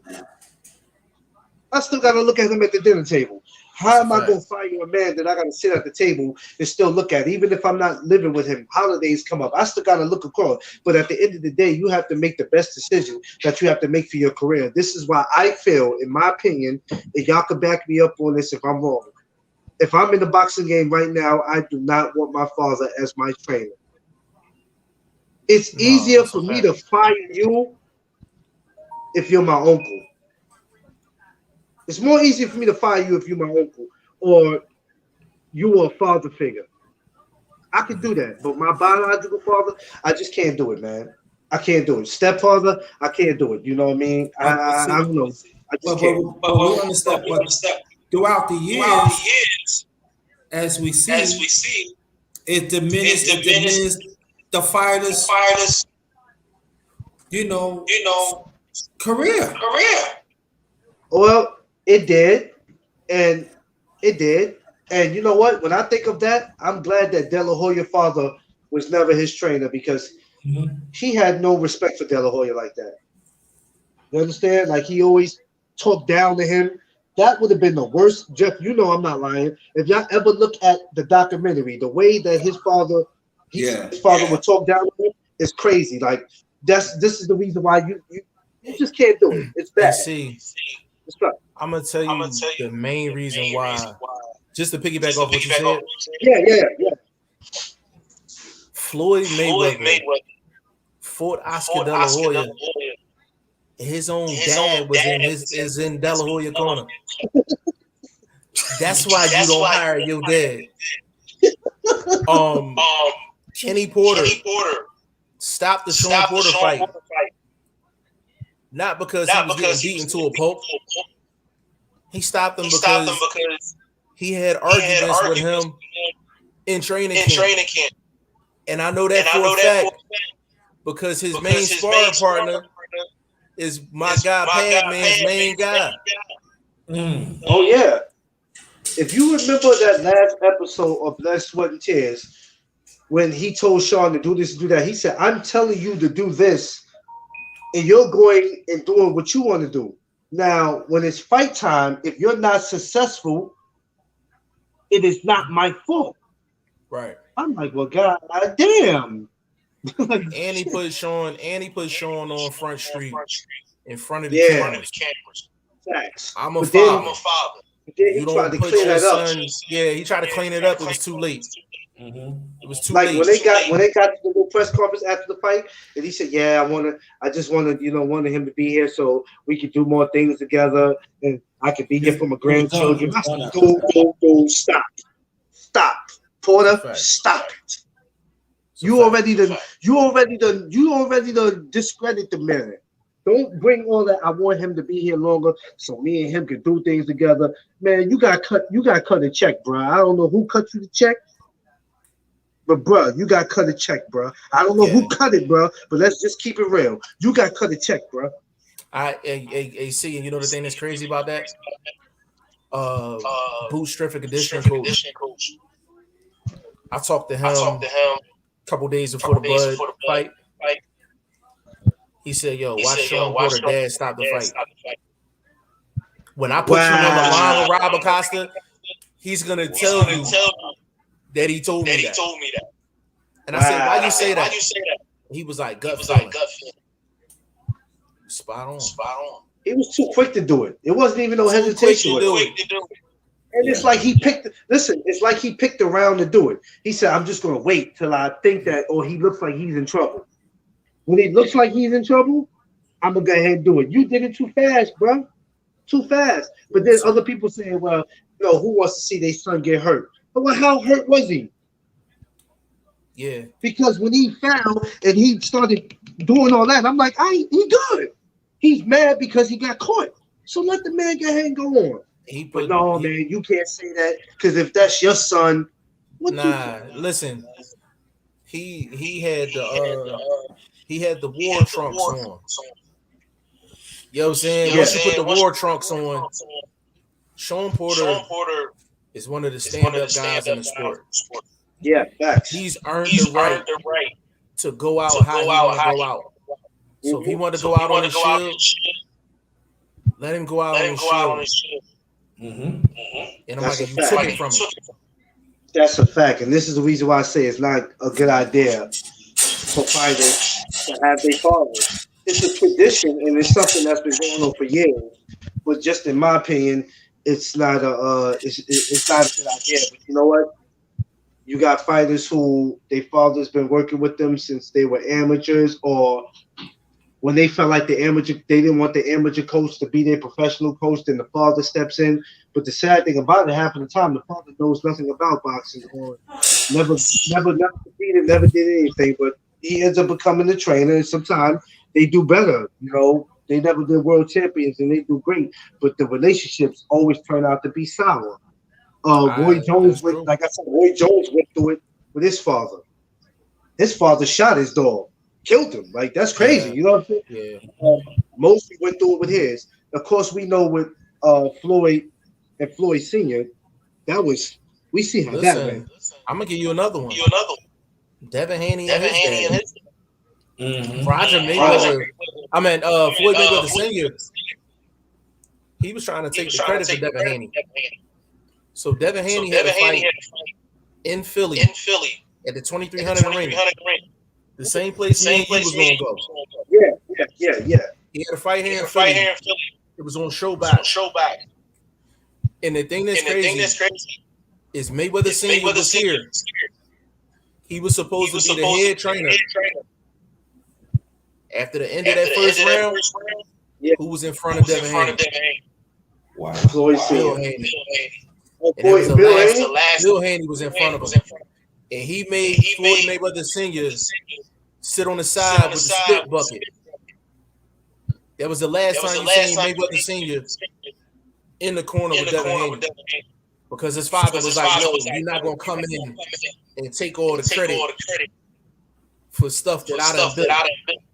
But it goes back to that father. And you know what? I respect Bill Haney probably out of all the fathers. It's something about Bill that I love. I respect him more than probably any other father. But see, when you over there in that camp, and I don't want to say their name, but you just said, but when you over there in that camp, you gotta watch them, man. I don't want to say they move funny, but if you're not careful and you turn your back, they're gonna eat your oatmeal. That's a fact. They're gonna eat your oatmeal. You gotta pay attention to them. I'll say this though. If you take your eyes off your oatmeal, that's your fault. Once you know who you in the room with, what's the Jay-Z quote? Know how to move in a room full of vultures. Yeah. You know you in a room full of vultures. Yeah. Act like you in a room full of vultures. Hey, it's funny how you told me that, right? Somebody else told me that. I was doing an interview, and I was at a boxing event, and one of the fighters. It's funny that he told me this. He's a youngin. I'm older than him, but he said, "I know you like to do your interviews and all." But he was like, "Yo, when you have an opportunity to interview me or any other fighter, please take advantage of that." Because he said, "You see these motherfuckers over here? As soon as you turn your back, they on me. They on me." Yeah. So when you see me, he was like, "I mess with you because you really support us. You really support amateur fighters, and that's what we love about you. You don't just talk about it; you be about it." So it's like when you see that opportunity, steal it, because as soon as you turn your back, they're gonna, you know what I mean? And not to say I'm the only one that's supposed to be out here doing interviews, but he was like, "Listen, man, a lot of them ain't out here. They're not about what you about. You really about this amateur life, and you really love us, and you care about it. So it's like when you have that opportunity, take it." But that's the thing. They need as much exposure as possible. And a lot of people won't interview them because everybody looking for the views. I don't care nothing about that, man. But I'm like, yo, how you gonna build a star if you don't give them no platform? Yo. So every single amateur that you know, if you can't call me or you can't call Grinda, be like, yo, I got like 15 amateurs. They need a little spotlight. I'm gonna be like, yo, I'm be like, all right, give me their info, bring them over. Yeah, I'm gonna interview them like ASAP. And then not only that, I'm gonna send the clips so they can drop it on their joint. I'm gonna drop it on my joint. He gonna drop it on his joint. Grinda gonna drop it on his. But I'm like, that's how you build.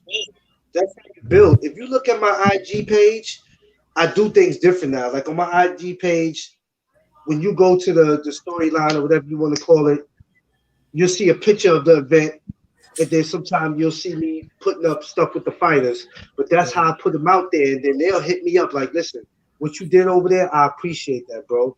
A lot of them always call me like, "Man, look, what you did, we love that, and we love what you do." When I went to the fight this Saturday, there was an amateur fight. I was supposed to went to the top rank card. I didn't go. When I found out there was an amateur fight, I said, "I'm not going. I'm gonna go be with people." Yeah. Huh? No, you went to the amateur fight. Yeah. No, because technically, being that it was my anniversary, I was gonna go to the top rank card. But I'm like, you can't sit there and say you represent amateur boxing, but you always upstate at a professional fight. So, but the beautiful thing about it is when I went to the fight, let me tell you something. Everybody, and I'm not making this up, when I walked in the building, I didn't even get to sit down before everybody was just like shouting out, "Yo, no duck zone, no duck zone, no duck zone." It's like it was people that I'm not even Instagram friends with them, but I'm trying to figure out what these people know about this. Bro. But the fighters report to their family. That's the dude right there. If they don't say my name, they say the duck dude, the dude with the duck. That's him. That's the one I was telling you about, man. No, that's real rap. That's real rap. I had a kid and his dad stop me in the street in Philly. And he was like, "Yo, you got a channel?" I said, yeah. He's like, boxing channel. I said, yeah. And they literally pulled my channel up right in front of me. And I say this all the time because I gotta get ready. I gotta get off of this joint. Yeah, me It's too. not Me too. about I'm gonna wrap it up. it's not about how many is watching. It's who's watching. Yeah. That's the most important thing, man. But let me jump up off this joint. Grinda, I got your message. I'm gonna hit you up as soon as I get done with my live. Okay. I'm gonna hit you up. And make it last, brother. I got you. Hey man, listen, number one Grinda, man. Go subscribe to this channel. One of the realest dudes doing it. No Duck Zone. Clarence McLean, one of the realest dudes doing it. You know, we all cut from the same cloth, and we gonna bring it around full circle. So if you ain't messing with Grinda, you ain't messing with McLean, you ain't messing with me. It's a package deal over here. You understand? So Grinda, I'm gonna get with you. Okay. I'm gonna get with you. Yeah, I'm out. All right, peace. All right, yo. Appreciate you, bro. All right, bro. Yeah. All right, I want to say salute to the chat, salute to the panel, salute to my brother, the underrated one, the number one grinder. Appreciate you for always having me on here, man. Please, y'all stay tuned because later this week we got a lot of things coming up. Y'all can join me next Saturday. I'll be in Mount Vernon, New York. Please follow me on Facebook, Clarence McLean on Facebook, and tap into McLean's promotion and the No Duck Zone podcast. I'll be going live next week with both platforms. Yeah, and also got some big things happening. You see, we got a full boxing. We're gonna start having that a lot more. Number of hardcore fans. You see what time it is? Yeah, y'all gotta hit up the cash app. JT. First of all, on YouTube, smash that. Stop acting like it costs y'all $5 to smash the like button. Smash my man's like button. Share my man's video if it's on Facebook, and subscribe to him. And if you're sub to him, tell a friend to sub to him. And let me hit that like button. It don't cost nothing. It's free. Y'all stop acting like that. Murder that, yo. Murder that. So, let me make the last thing, and then we're gonna be out. If you travel to your destination or home, if you're single, with family members, associates, etc.